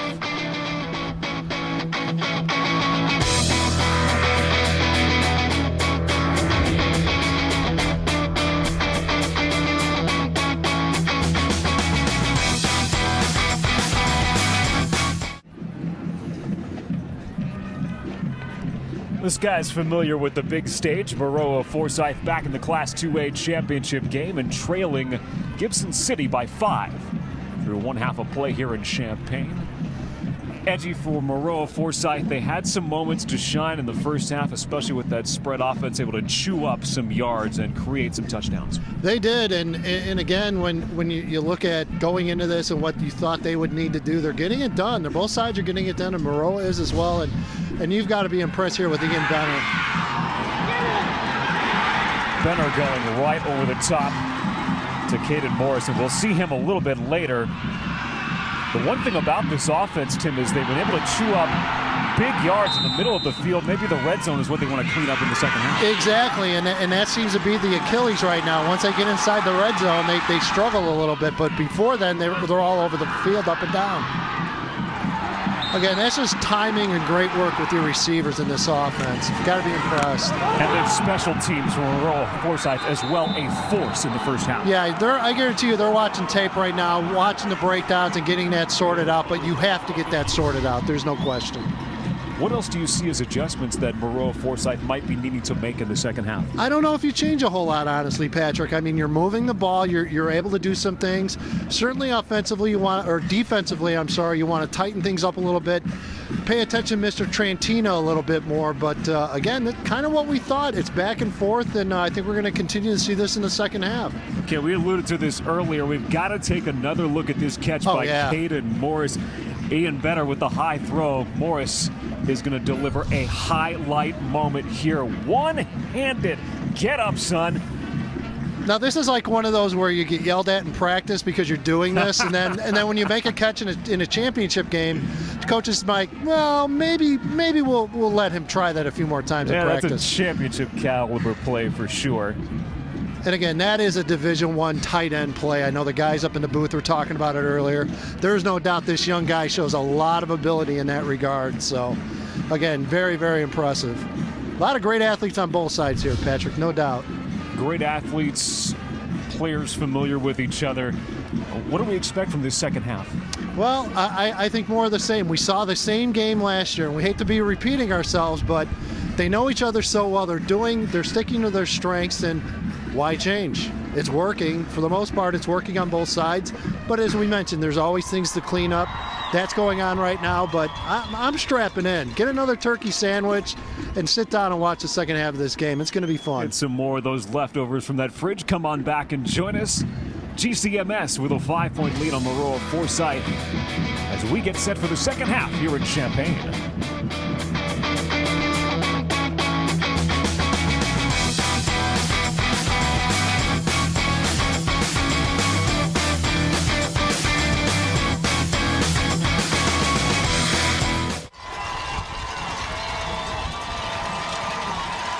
5-point lead for GCMS as we get set to start the second half. I'm with Josh Jostis, and what adjustments are you guys going to be making heading into the second half? Well, whale of a ball game. We got to punch it in. We get in the red zone. Had 2 attempts. One really close there on a play where we thought he was down in the end zone and kind of reversed it. Otherwise, we'd be up right now, and we're going to come out swinging for 24 minutes and leave it all out here. What's been your assessment of Ian Benner's game so far? Playing really well, playing like the kid that we expected. All right, best of luck in the second half. Thank you. Josh Jostis, Maroa-Forsyth Trojans trail by 5 as they get set to start the second half in a rematch of last year's Class 2A championship game. We'll return to Champaign after this.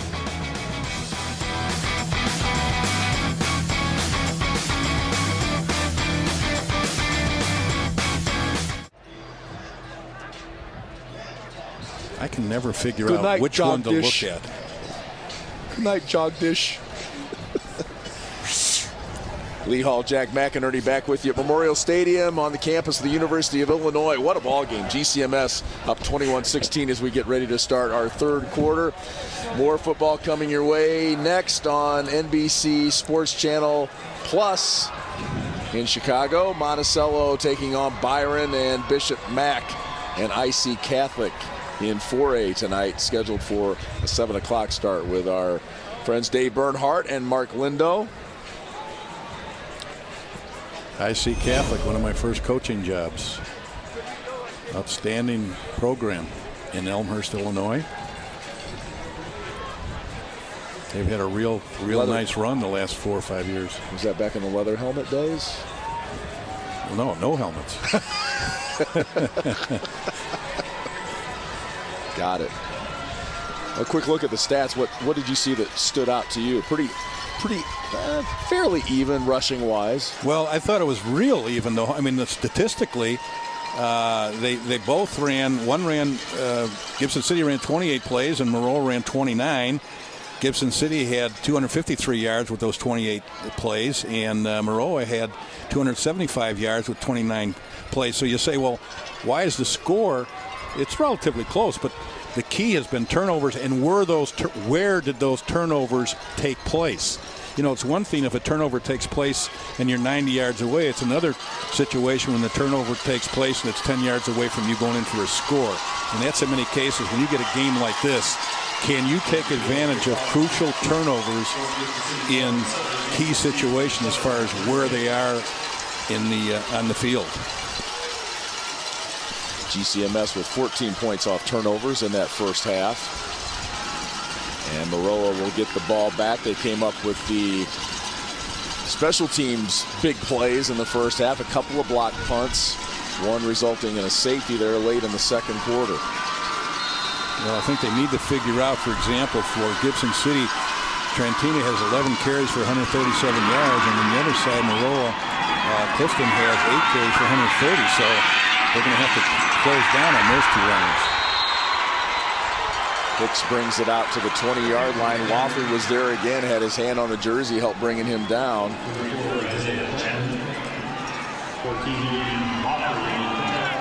Chapman in on the tackle as well for GCMS. So it'll be 1st and 10 from their own 23-yard line for Maroa-Forsyth.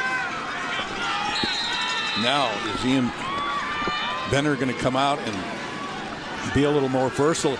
They only ran the option once, and it was a very effective play in the first half, and I would suspect that, force Gibson City to make some mistakes on the option. Flipped in motion, Benner on the keep. Gets a couple of yards. Max Davenport, number 5, who came off gingerly, I guess you could say, off of the field after that almost catch in the end zone, is back out there for Maroa-Forsyth. You know, usually you can tell how effective a player is how well he does in the big games.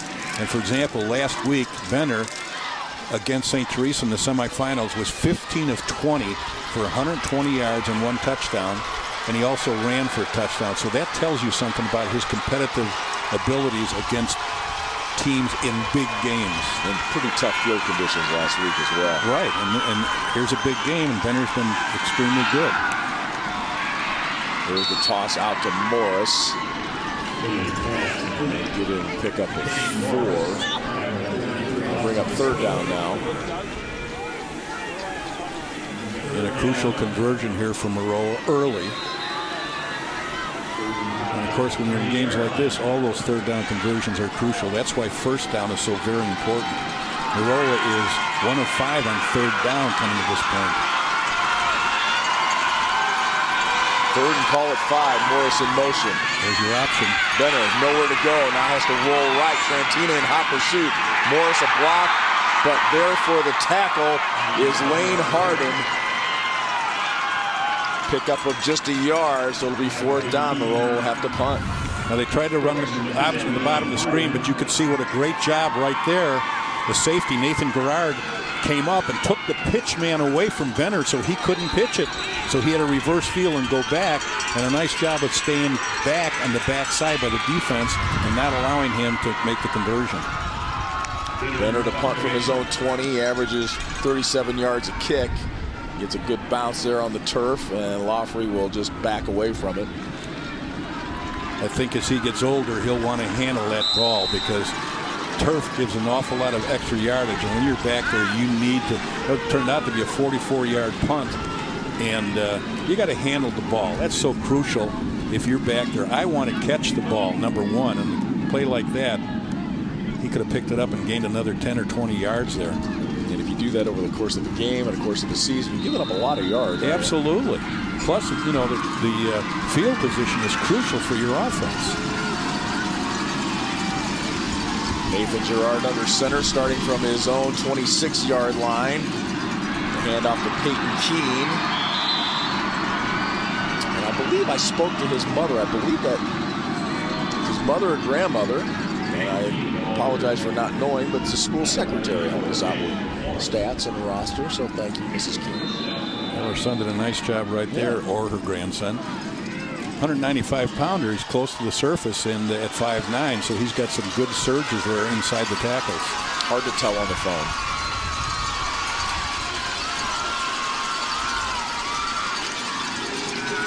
Here's the pitch to Trantina around the right side. And a nice open field tackle there by Hayden Mitchell. What a nice job by the defense of rotating into that pitch very quickly and getting there and filling the gaps and stopping that for a relatively short game. They react extremely well on the perimeter, the defensive backs, as far as coming up and filling, because they know for the most part that Gibson City does not throw the ball as much and or as effectively for the most part as Maroa does. Trantina, 12 carries, 141 yards, 3 touchdowns for the Falcons. They lead it by 5. 2nd down and 6 here. Trantina, not much there. He plows into the wall of blockers and gets out to the 44-yard line. Pickup of the 3. Good job right there by the defensive front of negating the surge of the offensive lineman, but then of the linebackers filling.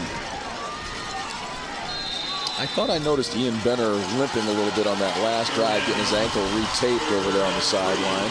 Well, I think when he cut back after the option was taken away, that's when his foot kind of stuck. Now Gibson City is 0 for 3 on 3rd down, so we'll see what happens here. 3rd and 3 with 8 minutes to go in the 3rd. Falcons up 5.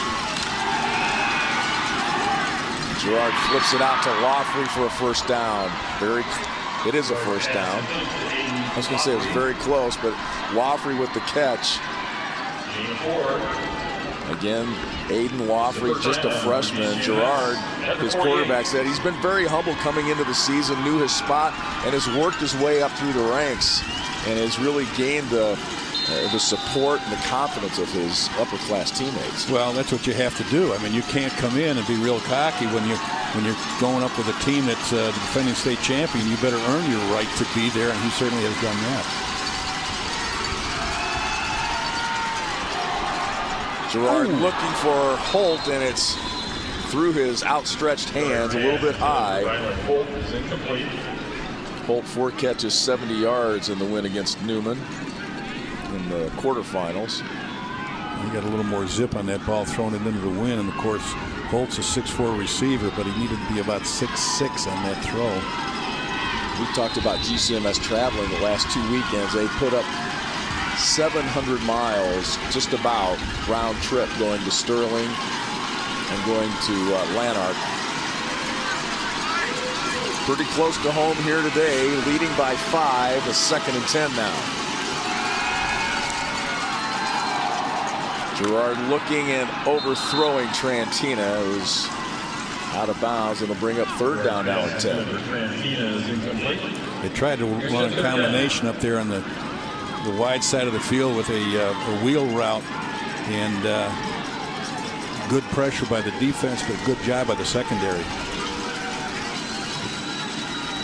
It's the 2nd straight year that GCMS has had to go on the road to play at Sterling Newman. Kind of unusual, defending state champs go on the road twice in a row in the quarterfinals and semis, but whatever it takes has been their motto, and they have lived up to that here this season. Gerard's pass intended for Keene, and that's overthrown. It'll be 4th down. So GCMS unable to connect as they go to the air 3 straight plays. Well, that last play action put a lot of pressure on the quarterback, because instead of just one play action look as far as faking to a defensive back, he faked to 2 different backs, and by the time he turned around, he didn't have much time to survey the field to look for an open receiver. He kind of just forced the ball down in there.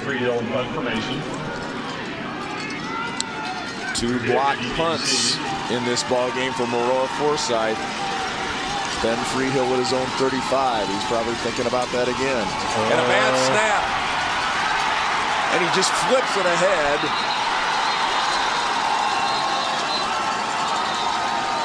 And they'll call it an incomplete pass.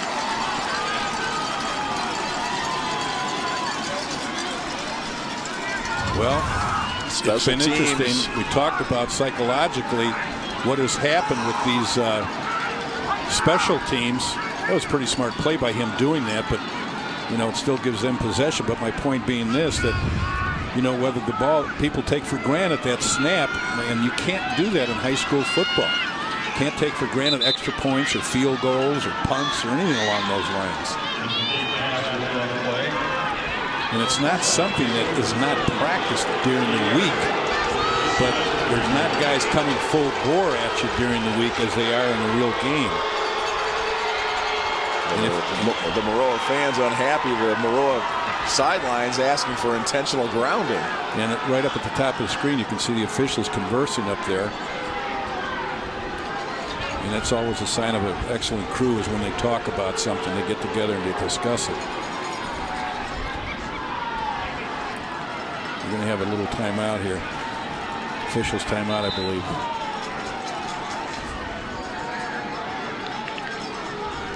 Now this can, as you mentioned, this can be a intentional grounding.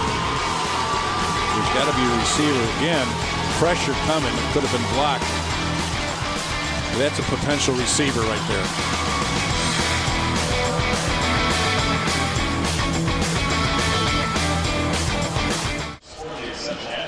Josh Jostis and his coaching staff, special teams coach, getting an extra pat on the back for the punting unit defensively for Maroa-Forsyth. A couple of blocks and maybe an intimidation even of the center there on that bad snap. Maybe he's thinking about it too. Absolutely, no doubt about it. That's, as I mentioned earlier on the last punt block. Psychologically, it plays a big role the next time they're going to snap. Well, no intentional grounding, but Maroa-Forsyth does get the ball at the GCMS 48-yard line, trailing by 5 here. Benner back to throw after getting that ankle taped up. Looks none the worse for wear as he rolls out right. and slides at the 40-yard line. Picks up about 8. Good job right there of showing the versatility that you need to have when you're in a spread formation. You have an athlete back there that can run and throw. There was no routes available to him, so he just pulled it down and ran. Instead of turning it into a sack or a no gainer, he turns it into an 8-yard gain. Good job right there by the quarterback. He's an outfielder and an infielder and a pitcher, so he does know how to slide. Some quarterbacks don't, even in the NFL. That's Clifton on the carry. You talk to these Maroa-Forsyth players and coaches, pickup of 11. Clifton said, we haven't played our best game yet. Benner said, we can still play a lot better on offense. Well, when you believe in each other and you believe in the coaching staff, and the other thing is you believe in your offense, what it's capable of doing. That's where you develop that type of confidence. And, of course, through the year, they've done extremely well with their offense. Little shovel pass. And down to the 25-yard line is Caden Morris, who made that awesome one-handed catch back in the first quarter. 4-yard gain there. And what they're looking for in a particular play like that is when they run the option to the outside, they're hoping everybody's going to fast flow to where the quarterback is in the pitch man, and then that man comes underneath and they pitch it back under. But a nice job of the backside of Gibson City staying home and making the play. 2nd and 6. It's Clifton. Kind of grabbed from behind there. Hayden Workman, the leading tackler, got him around the waist and kept him from going any further. 3-yard gain there, and it's going to be a situation now where they're in 4th down territory. Good job defensively by the Falcons of Gibson City. That defensive front is doing a nice job. 3rd and 3. Benner flips it out to Clifton. He's got blockers. Wow. And he's just going to be short of the 1st down. Brought down at the 20. It'll be 4th and 1. What a nice job by Nathan Gerard. Two-way player, quarterback, and defensive back coming up. You can see how fast he comes up here, gets rid of the receiver, comes up and makes a play. And we're going to look at 4th and 1. And Maroa-Forsyth at this point has only converted 1 out of 3 4th down plays, and this is another big one where they have to take advantage of this kind of territory. And can they make it continue to drive? Benner. No, yeah. Thought he lost the football. He falls forward. He's going to be very close. No, he didn't get it. I don't think he did. He snuck up under center, and it didn't look like the snap. It didn't look very clean, did it? It didn't flow very well. Well, you don't see them doing that all game long. So, I mean, it's something that, for the most part, they do practice it. But if you haven't done it all game long, and that's something they haven't done, and that's the 4th turnover for Maroa-Forsyth right now. The GCMS defense comes up big here. You can see Benner didn't really get a good hand on it. He reached for it, but didn't get it. And it'll be GCMS ball when we come back. They lead by 5.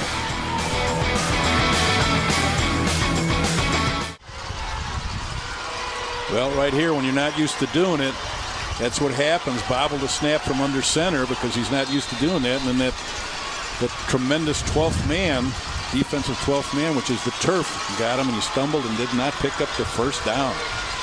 Big turnover, and now what can Forreston do with it? Excuse me, Gibson City. GCMS from their own 20. Here's Trantina out across the 25-yard line to the 26. Mike Allen says the higher the level of the game, the more intense Jared Trantina gets. You know what's interesting?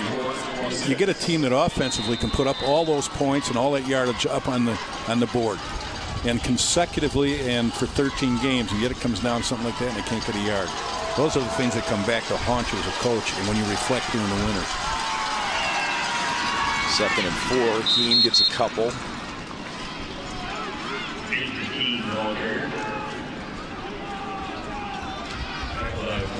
And this will be a nice, interesting play for Gibson City here, coming up 3rd and about 3. They don't want to punt the ball into this wind, and that wind has picked up significantly. The Maroa fans cheering on their defense here.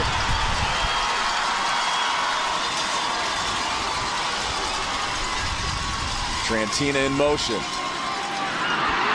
He's got the first down and a little more out to the 35-yard line, and we first down Falcons. And this is something you can't teach a running back. 7-yard gain on that is the ability to be able to bounce the ball when the hole is closed, and he did it twice in that particular play. It was designed to really go off inside the tackle. He bounces it right here once and twice and gets outside, picks up the first down. Those are things you can't coach. Those are just natural abilities of a running back. Mike Allen talked about that at halftime, his ability to bounce.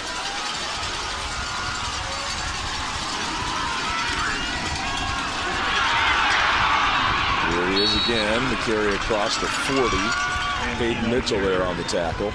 Nice job by the offensive line. A little counter where they run back. The guard traps and the tackle leads up. And they're doing a nice job of keeping Maroa off balance defensively. And of course, they're taking advantage of Trinitina. He's a workhorse. He doesn't look at how many times he carries the ball. He just tells me, when do I need to carry it and how often you want me to carry it. Well, Mike Allen said our stats may not be as good as our kids would like them to be, but we're healthy as a team. That's more important. I guarantee you the kids don't mind as long as they get another ring. Here's the completion to Barnes. He breaks one tackle and gets down into Maroa-Forsyth territory. Knocked out of bounds at the 38-yard line. 22 yards on the pass to Bryce Barnes, who had that game-winning catch a year ago. And I can guarantee you the coaches called this play down because the corner was playing really soft on the edge, and he just took that one step upfield, and that backed off the corner even further. And then the quarterback throws it out there. That could be an audible, but I think it was already a set play, but very well executed. Here's the give to the up man Keene, and he is met right at the line of scrimmage by Tanner Hetz, second on the team in tackles, number 51. Held a 1-yard gain on that particular play, and they certainly need to gain 3 to 4 yards of carry here. We talk about that often, but it's so very crucial in a game plan as well as any kind of a sustained drive.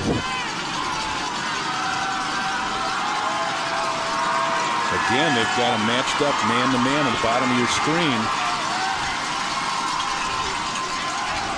2nd and 9. The give is to Laughley. He has nowhere to go. Read well by Maroa-Forsyth. Stone Soa there for the loss of 4. Good job by the backside, slowing that play down until help arrives. And there was a lot of help that arrived at the scene of the action here. Watch the bottom of your screen how he comes up and stops it, forces him to stop and turn back in. And then when he does that, you can see all his help arriving. And that's the key to pursuit when you have to take the proper defensive angles. Justin Lyman, good number 4 out there on the edge, kind of keeping him contained as well. 3rd and 13. Trantina trying to muscle his way there, and he's well short after a pickup of 3. I think that play was not the way it was designed to be run. There was a little mistiming on that particular play. 4th and 10, so Ben Freehill will come out there and try to pin Maroa-Forsyth deep. We've seen the adventures. Okay, they're calling everybody in now for a tight formation because they're not concerned, obviously, about getting down and making any kind of coverage. And they want to make sure here pressure is on the center. Timeout, GCMs. And they had to take timeout on a punt. Well, look at what's happened in some of these special teams. That timeout can be well worth it if it results in a decent punt and getting the ball off. He's not trying to call a trick play. He wants to make sure that everybody knows their assignments as far as blocking.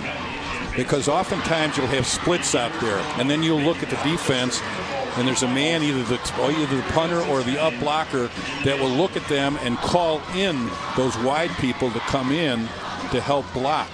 And that's exactly what they did here. Originally, they were outside, and they called them inside because of the pressure that they could see Maroa was going to bring, so they brought in more people inside to help out. They won't even attempt to do anything here, but this will be like pass blocking. They'll try and keep him at the line of scrimmage until he gets it off. And he's obviously going to try and kick it into the corner somewhere. It's been way too adventurous for GCMS's liking. Couple of block punts, a bad snap. This one is clean and away. Ooh. And it's going to roll into the end zone. GCMS have to stay in and block. Couldn't get that one covered. Well, that's putting it on the 20 rather than having it blocked and giving them the ball at midfield is a decent choice at this point. Now they got to trust their defense.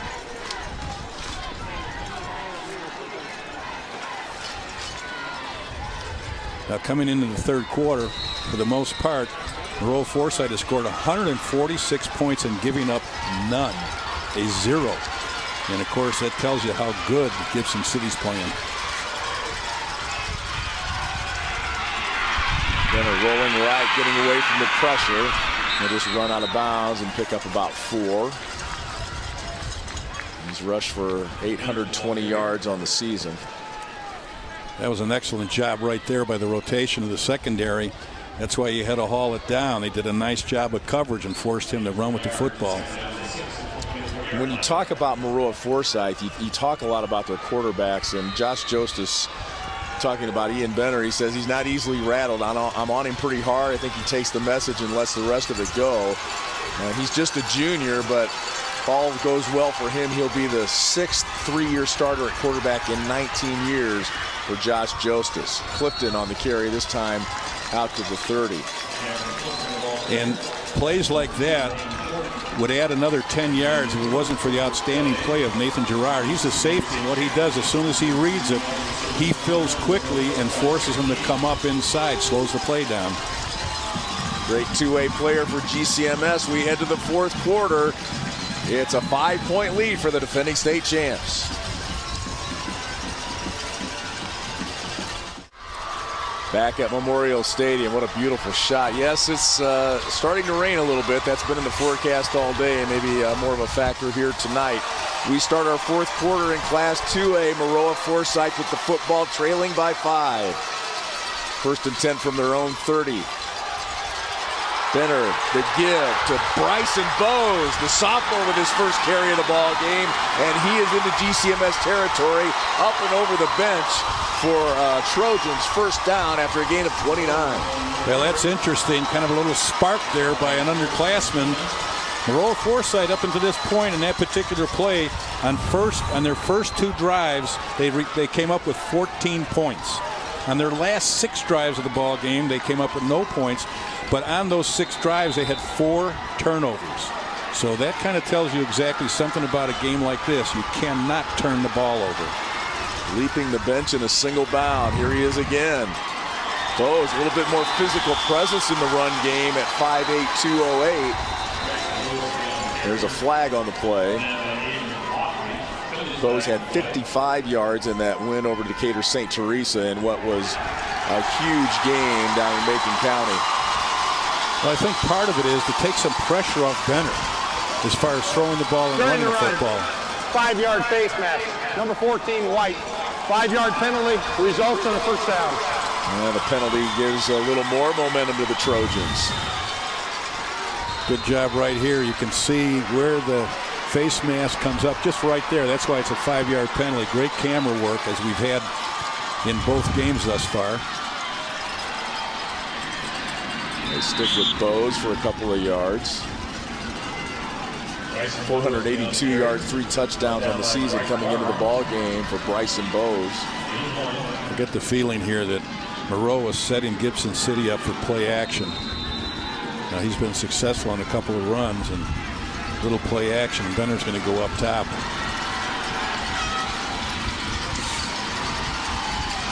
Davenport goes in motion. Benner rolls right. He's going to keep it.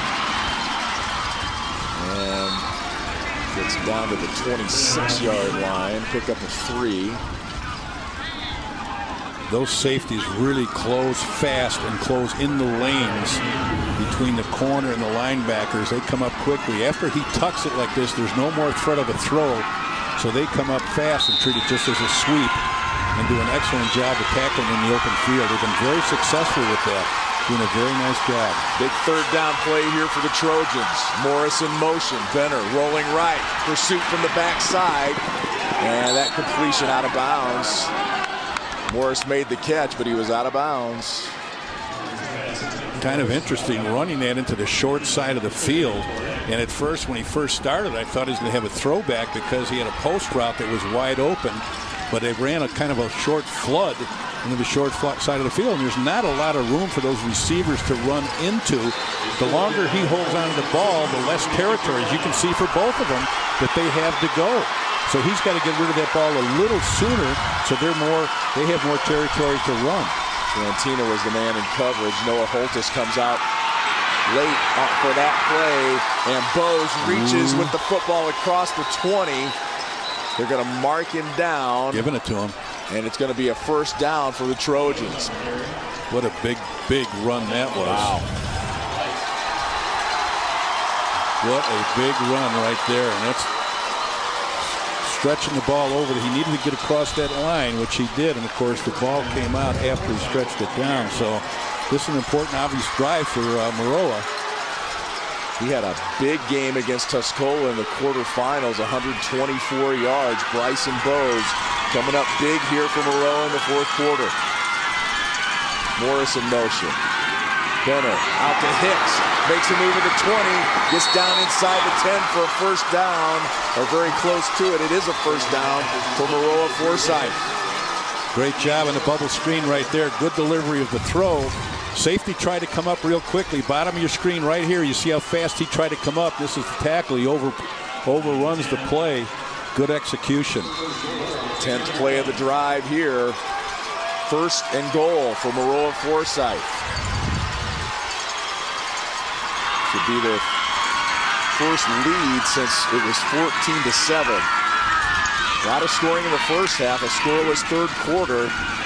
Maroa looking to get on the board here, and Benner just throws it into the turf. There was a lot of white jerseys out there. Well, Benner changed that call at the line of scrimmage, and then as he started to roll, the coverage also changed on him, and that was a smart play on his part, not to try and force the ball into the short side of the field. Again, if you're thrown into the short side of the field, think of the sidelines as another defender because the receivers have nowhere to go.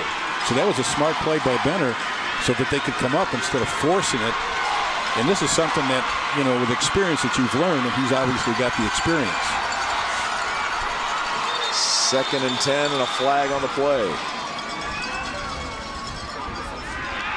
Illegal substitution against Maroa-Forsyth. Substitution foul. 12 men on the field. Offense. 5-yard penalty. 2nd down. It's like Hayden Mitchell came out there and made 12, and that's too many. Well, the ball was on the right hash mark. You got a right-handed quarterback. It's a very difficult to have him roll to the right side because he doesn't have a lot of options. There's a possibility he'll roll to the left. It's a tougher throw for him, but he'll have more options. To give that time is to Clifton, and it'll be 3rd down after a gain of about a yard.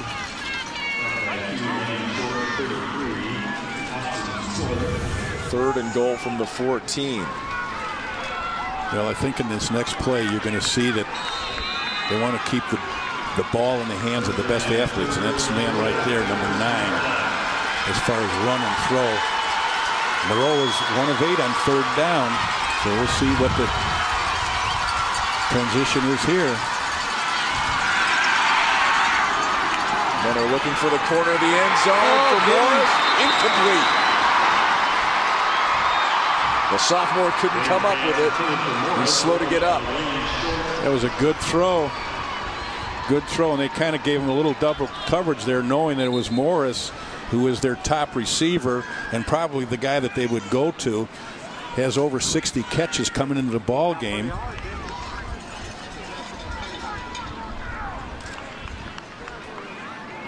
Now, we had seen him earlier, and it looked like he had been hurt And it looks like could be possibly the same injury. He had hurt his leg and was kind of limping around earlier.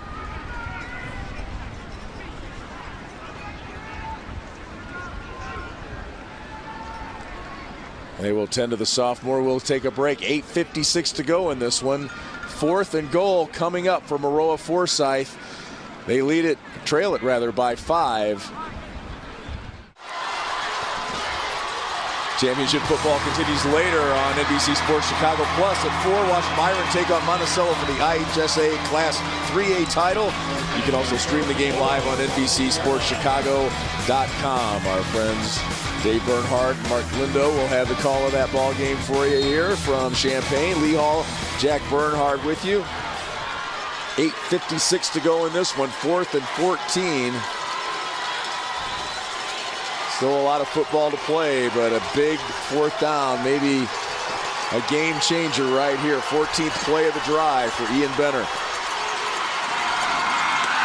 Fakes the give, here comes the pressure, and it is a sack for Bryce Barnes, the wide receiver extraordinaire, comes up with a big play as he sacks Benner for a huge loss and a change of possession for GCMS. Well, coming into this ball game, he had 16 tackles for loss, and there will be no bigger one than this particular play right here. And here's just shows you what kind of athleticism he has. Is that, for 6'2", 225, he looks lean and mean, but he can move, and you can see that right here. What a big sack that is right there. The 2-time All-Stater with a huge play. He had a huge offensive play last year and a big sack there. We've got a player down for GCMS. And that looks more like a cramp than anything else. But that was just really a nice call.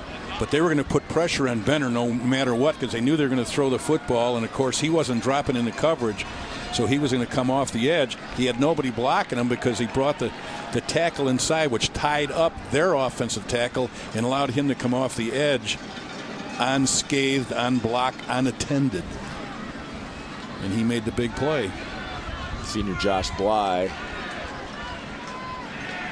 down on the field for GCMS.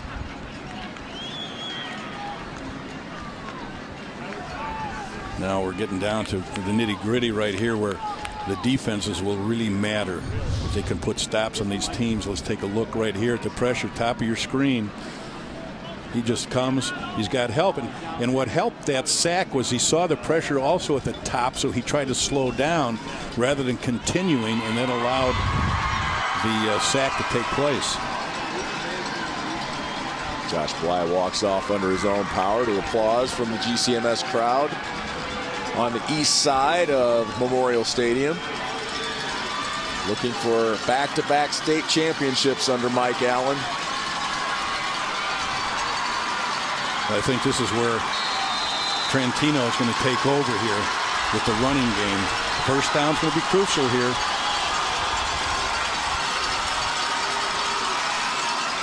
From their own 29, it's Trantina indeed. Out to the 35, out to the 45, rather, out down to midfield at about the 48-yard line, a pickup of 20.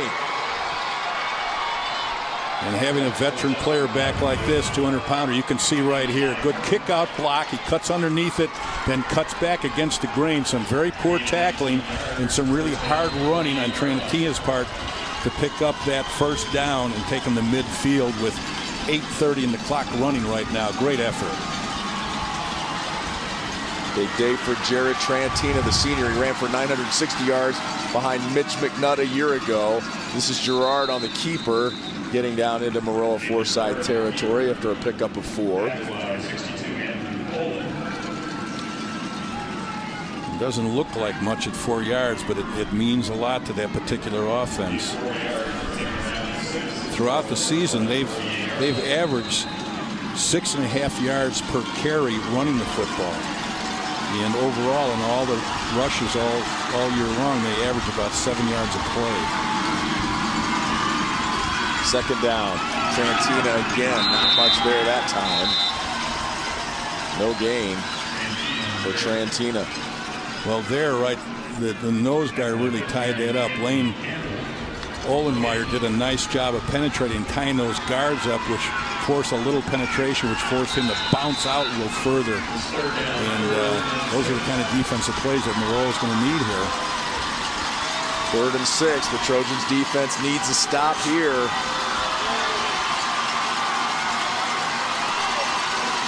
The clock working against the Trojans, who trail it by 5. Gerard flips it out to Barnes. He eludes a tackler.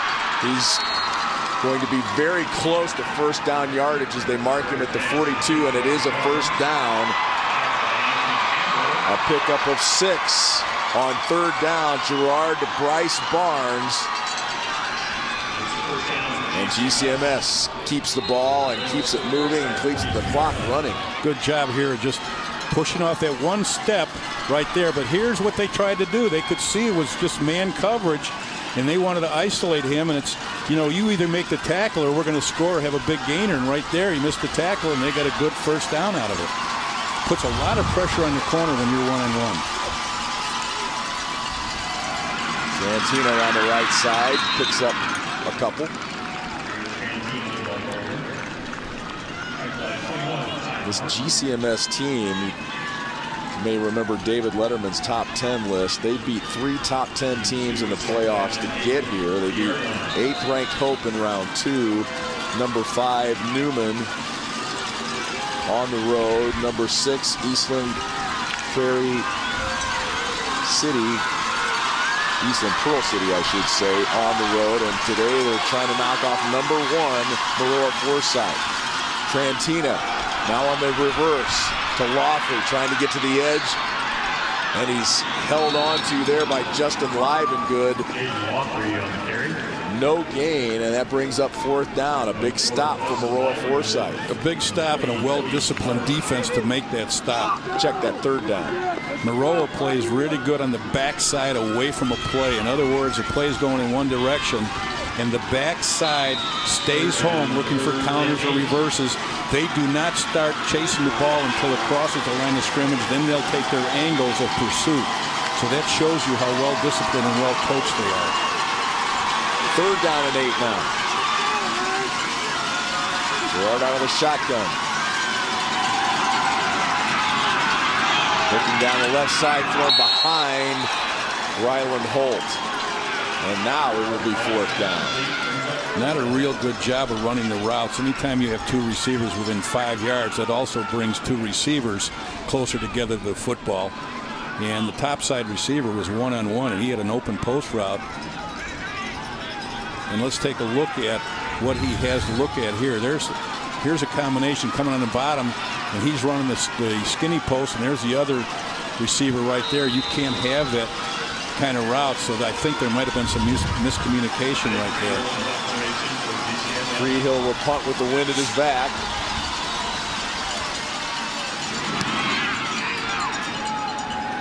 And nothing fancy at all right there. And it's going to take a great bounce. Yes. Was his foot on the goal line? Wow. No, it's down at the 1-yard line.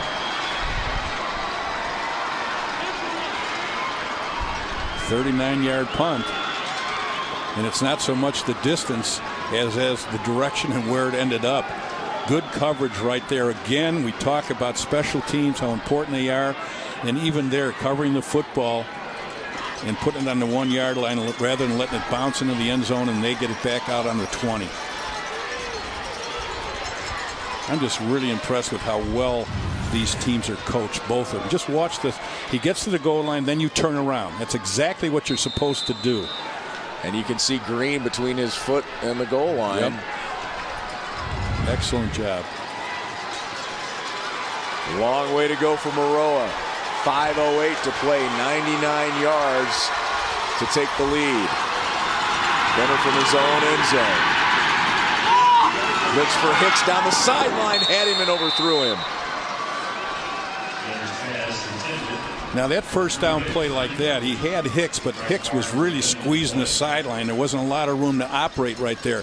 But that really puts Maroa in the hole as far as 2nd and 3rd down here. He's looking for him, but watch where he's squeezing the sideline right here. See, there's not a lot of room for him to throw the ball. He needs to be more between the numbers and the hash so that he has more room to operate. Like right now, they got to be worried about not scoring as much as they got to worry about picking up a first down out of here.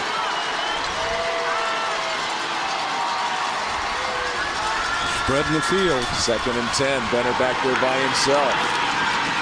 He's going to keep it and get a yard or so and give himself a little breathing room. Now, as active as he is as a quarterback, Lee, what happened right there is Gibson City had a spy on him. They knew by the way the formations, they had trips to one side, slots the other, that he was possibly going to run a quarterback draw. So they had a linebacker spy on him and read that perfectly. Watch where the linebacker is. He's reading him right here, and he comes up, makes the play. Maroa calls timeout with 4:36 left, staring at a 3rd and 9. And it's really too early to say that it's going to be a 4-down play.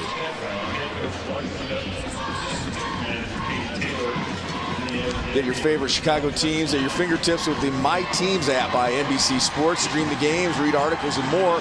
Follow your pro teams like a pro. Download the My Teams app today. 4:36 left in this one. Maroa trailing 21-16 and a 3rd and 9 here. They are 2 for 6 on 4th down today. That's not something really to look forward to by the coaching staff at Maroa.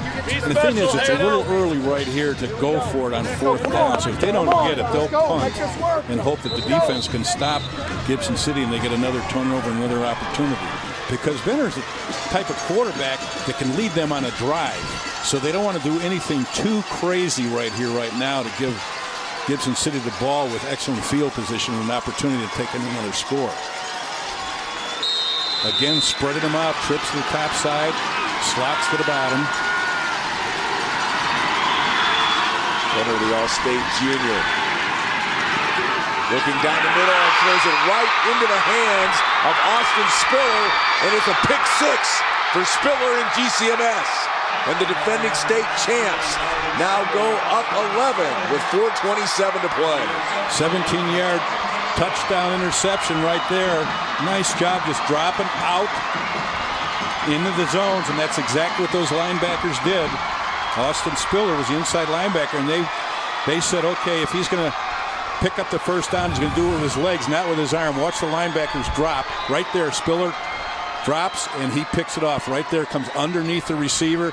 A nice job right there, camel work. A better job by Spiller picking it off and taking it into the end zone.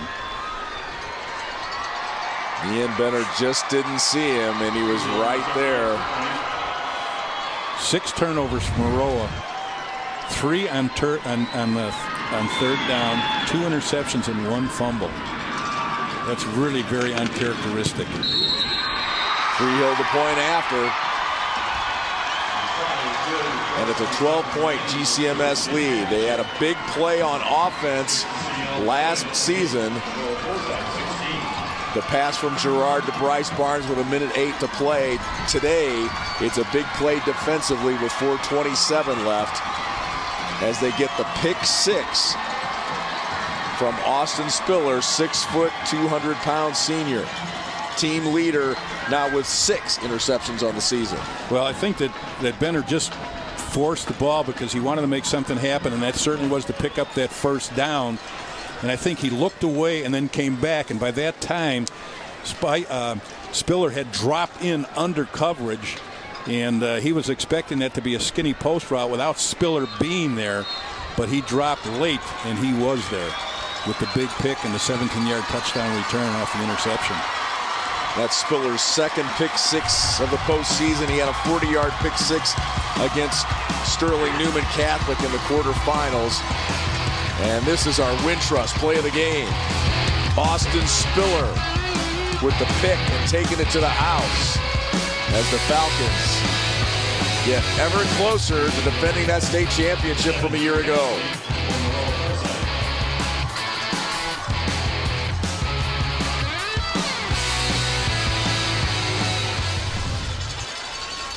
That defense allowing just 4.3 points per game. They've given up more points today, but come up big there. Hicks now on the reverse. Now they'll pass it back to him. And really dangerous stuff here as it's recovered in the end zone, and it's going to be another GCMS touchdown. Recovered by Colby Taylor. Check that. That's Lane Harden. Sometimes trickery can end up with bad things. That's a 7th turnover for Maroa. You can see the look of the coach right there. He probably wanted to be more upfield when he did that, not thinking that he was going to do it this close to the end zone. They fake this, and he throws it back right here, and as you can see, he bounces it right into the ground, and that all the way is a backward lateral. And the race is on, and who's going to get it? And it turns out to be Gibson City with another score late. And kind of takes Maroa out of the ballgame with 4:17 left. And that makes it 34-16 pending the extra point here. What a quick turn of events. Yeah. 2 touchdowns in less than 30 seconds. 35-16 now. And ironic that it started with the punt unit for GCMS, who had such a tough day. Had a couple blocked, had a bad snap. They pin them deep. They can't get out of there, throw an interception, and then try to do something special on the kickoff. And here's a look at that. He bounces it in here, and it bounces. It's a backward pass, a lateral, because the design of the play was it had to be backwards for him to throw the ball then down the field. And naturally, when you throw it short, of course on turf, you never know where it's going to bounce. And right here, it bounces past him, and it's a race to the football. And the race ends up with Gibson City picking up another score. They get a 35-16 with 4:17 and 2 scores late with almost within 30 seconds of each other. Those are things you don't expect to happen against Maroa City. You can see a dejected young man right there. Ray Jostis, the sophomore son of head coach Josh Jostis. And 4:17 away from defending a state championship on the other side for GCMS. It has been a fantastic battle between these two teams that faced off against each other a year ago. GCMS coming from behind to win that one. After a scoreless third quarter, they put up a couple of quick touchdowns here in the fourth and take control of this ball game. And irregardless of what the score ends up being, you won't probably realize, some people that didn't watch the game, of how close it was and how important those turnovers were and where those turnovers occurred and the result that they made as far as scores for the winning team. That's why sometimes statistics don't always tell the true tale of the result of the team. It was 21-16 just moments ago. Benner now standing at his own 15 in the shotgun to give to Clifton, who they kind of got away from a little bit, it seemed like. Picks up close to 8. Well, Gibson City has scored 28 points off of turnovers. Wow. That's amazing, 28 points, but you have to give them credit. You know, some teams have, you know, there's turnovers and they don't take advantage of it by putting any points on the board, and Gibson City has done that. That's why they're going to possibly be a state championship team of defending their own title based on that. Benner rolling right, nobody open. He's out at the 30. Well, and I can imagine in Josh Joseph's press conference, thing changes drastically. He'll say you just can't turn the ball over that many times and expect to win a state championship game. And that's probably a direct going to be quote. It's exactly the case. You got to give a lot of credit to Gibson City's defense. I mean, you know, the offense has done well, but the defense has been spectacular for the most part in this ball game. Gave up a couple of touchdowns in the first quarter, but haven't allowed anything since. Here's Clifton now, getting into GCMS territory, and a flag flies at the 41. Of course, expectations for the defense, Lee, for Gibson City this is not unexpected, because during the year they did the same thing to their opponents, their 13 previous opponents. Most teams that they played against only averaged 72 yards running the ball, 43 passing the ball. That's only 115 yards of total offense by 13 opponents. Holding, number 7 on the offense, 10-yard penalty, results in a first down. And with that 115 yards of total offense by their opponents, they only averaged 4 points a game. So that kind of tells you this is not a fluke. Not a defensive fluke at all by Gibson City. No, they forced 4 turnovers on the road at Newman in the quarterfinals. So they are a team that takes advantage of those things. Benner back to throw, and one Hops' intended receiver, Gavin Clifton. Again, outstanding coverage, forces him to do that. Linebacker took the back, looking at the screen, and so you can look at a very frustrated right there, Ian Benner. And even though Coach talks about how even-keeled he is and how poised he is, underneath that helmet, he's very frustrated by the outstanding defense that the Falcons have put up against him. Well, he's going to be back for his senior year. So is Gavin Clifton, the ball carrier here, who takes a lick and fumbles the football, and it's recovered by Ryland Holt. He really took a lick right there to cough that ball out. Slow getting up after that hit. I don't think anything's gone this bad for Maroa. A combination of things the entire season in 13 games, all these various turnovers. Watch the hit right at the end here. Sweet, pretty good kick out block, and here comes the pop right here. Gives up the football. Trantina, the running back, with the big pop defensively. What does he not do?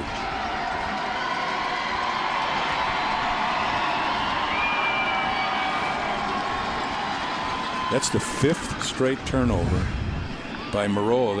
That's excuse me, the 5th straight possession that's ended up in a turnover. That's just unbelievable.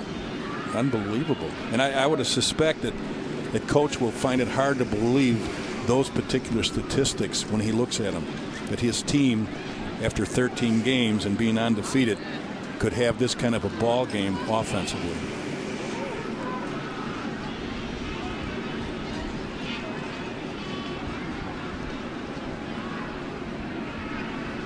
(35-16) our score. A couple of a turnover by Benner, an interception for GCMS that was a pick 6, and then Maroa tried a little fancy, was it reverse and a reverse lateral pass off the kickoff, but field position with the kickoff was the difference. It was too far back to pull that off, and resulted in a touchdown for Gibson City without ever having to snap the ball. And when you get 2 touchdowns within 30 seconds without ever snapping the ball, I think it's your day. I think it's your day to hoist the trophy, and I think that's what's going to possibly happen here right with Gibson City. And this will be not something that they can talk about on the, what did you call it before, what type of media, that it was a fluke last year? This isn't a fluke. Social media, yeah. Social media. Yeah, and Mike Allen wanted to make sure and point out that it wasn't anybody from Maroa that said that. It wasn't the kids. It was, we refer to them as trolls on the social medias. Yes. Yeah. Jared Trantina is our Country Financial Player of the Game. A huge game offensively. 3 touchdowns for Trantina. Big runs when we needed them. The All-State senior, over 1,500 yards coming into the ball game. And he missed week 3 with an ankle injury. And Lee, you know what's going to be overlooked here is his offensive stats are outstanding, but he's played a super defensive game. He's been outstanding defensively also. As he was a year ago. Yes, absolutely. And you talk about a young man, with the larger schools tomorrow doing a lot of platooning, and here we get the smaller schools 1A and 2A, and they might have 5, 6, or 7 players going both ways. They are so finely conditioned that it's really impressive to watch them play and play so effectively. 2nd and 1. And it's another first down for the Falcons. That first down gain there by Trantina again. Mike Allen talked about his kids this year, and he said, you know, they stayed humble after last year's win. They got back to work. They were in the weight room the next day after they won state. They've set their goals. They're still hungry, and that's the cool thing about it. They have maintained their motivation after winning a state title. No resting on their laurels at all. Well, that's what a championship program does. Pitch to Trantina on first down. And there's a difference between a championship team and a championship program. Championship program is continually getting better. And the goal obviously is a state championship, and that's teams that get here continually or teams that are close, get to the quarters and the semis. And that's what the Gibson City has done. And the other thing I wonder, do you think that maybe Gibson City is going to get some turf next year? I mean, this is the only the third game this year, their 14th game, and this is the only third time that they have played on turf. And each game has been a win and a real big one. They're ready to play another game. They want Bama. Watch what you wish for. Trantina on second down. Another first down tote for him. He's been kind of limited the last couple of weeks. He had 58 yards against Eastland Pearl City, just 44 against Newman. As the GCMS crowd gives a big hand to their squad, and they're starting to feel it over there on the far side. Mike Allen, I think he's looking for subs, but it kind of looks like he's watching out for the Gatorade crew too. Right, he could pretend he's looking for subs, but he's looking for that Gatorade bucket. You know, a statistic that really caught my eye coming in this ball game was when you talk about Gibson City's outstanding defense, was that in the 13 games coming into here, they only had one touchdown scored against them in the first half of the game. And that's really almost, when I look at it, I thought it was maybe a misprint. But based on how they played today, it's quite obvious that they were that good defensively. Now, the two people are going to get nailed right here. Peyton Keene gets a nice greeting from his coach. And that is going to do it for GCMS, Gibson City-Melvin-Sibley. Here we go. Well, they got him a little bit. Yeah, just half of him there. You know, those coolers come in handy for brining your turkey. I got one of those for that, too. Mike Allen and the GCMS Falcons go back-to-back in Class 2A. Yeah, they want Bama. We got a good defense, but I don't know how good if it's that good. They gave up 2 scores in the first quarter, and Maroa-Forsyth only had the safety after the first quarter. That's the Falcons' defense, the effort they put forth there today for Mike Allen's team. 0-9 and 1-8 his first 2 seasons at GCMS, and now back-to-back state champions. Very impressive. Both programs very impressive. Both teams extremely well coached today. It lived up to the expectations that we had based on last year's performance by both teams. And we got all that we expected here. It's the 8th state trophy for the Trojans under Josh Jostis, and a back-to-back state championship for GCMS. We'll have the post-game festivities for you coming up right after this on NBC Sports Chicago. Back-to-back state champs, the GCMS Falcons.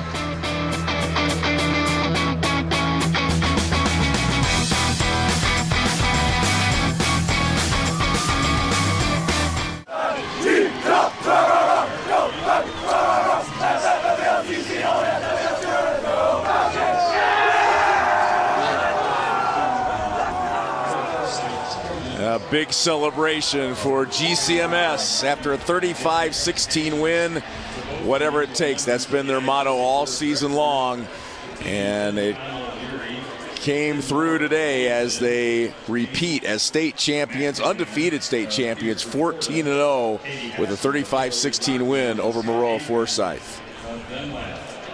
I can't talk about the defense. It's one of the more impressive state finals I've seen defensively by a program. Let's go downstairs. Guys, I'm with Jared Trantina, back-to-back state champions. How does that sound to you? It feels amazing. All the hard work this team's put in, it's paid off. Whatever it takes has been the slogan, the motto for you guys. What does that mean to you? It means whatever it takes to get it done. We got 2 guys with broken legs, and they came out in here and they started. That's pretty impressive. Thank you. Another thing, too, for you guys has been the travel. You guys have had to go 3 or more hours the last couple of weeks. Now you're close to home. Now you have this support from these fans out here. What kind of boost did that give you guys today? Oh, it's amazing. The community's really had our back, and everybody's believed in us, and we came out here and we got it done. So, Jared, what's next for you? Hopefully some college ball, but I don't know. We'll see what I get. We'll see what happens. But today, enjoy this one. Enjoy the moment. Jared Trantina, thanks for joining me. Thank you. Appreciate it. And I'm with Coach Mike Allen right now. Coach, walk me through your emotions after getting a second straight Gatorade bath in as many years. Cold. You know, that's good, because when that happens, that means we're on the positive side of things. So our kids played one heck of a game today. Our coaches did a great job. So what a great thing for our GCMs community. Your guys embraced whatever it takes as a motto for this year. What did you see from that? Just they were not willing to surrender. They worked their butts off and did a great job. Can I go get the trophy? You absolutely can. Go do it. Thank you. Next will Superintendent Jeremy Darnell, Principal Chris Gerard, Athletic Director and Coach Mike Allen. Well, since you asked so nicely, Coach, yeah, we'll go ahead and allow that. Well, this is a perfect example of scores don't really indicate how close a ball game is and how important turnovers are, and taking advantage of where those turnovers are, and are you going to turn them into points? And that's exactly what Gibson City did. They got 28 points off the turnovers. That's an amazing stat. When you only have 35 points in a state championship game. That should feel familiar. Back-to-back undefeated state championship seasons for the GCMS Falcons. Our state trophy presentation brought to you by Menards. And that is 4 straight state titles. We talked about the NUIC, the Northwest Upstate Illini Conference, winning in the 1A title game. The HOI, the Heart of Illinois Conference. Now 4 straight state championships. Tri-Valley in 2015, DMAC in 2016, and 2 in a row by the Falcons of GCMS. Whatever it takes. They took some heat last year. Some folks said maybe it was a fluke. You won a state title. No fluke here today. And our best to Josh Jostis and the Maroa-Forsyth Trojans. A heartbreaking loss. The end of a great season. They finished 13-1 and take home the 2nd place trophy. And GCMS, your back-to-back undefeated state champs in Class 2A in convincing fashion here this afternoon, 35-16. Jack McInerney, always a pleasure. Lee Hall, so long from Champaign. More state championship football coming your way here tonight. We'll see you later.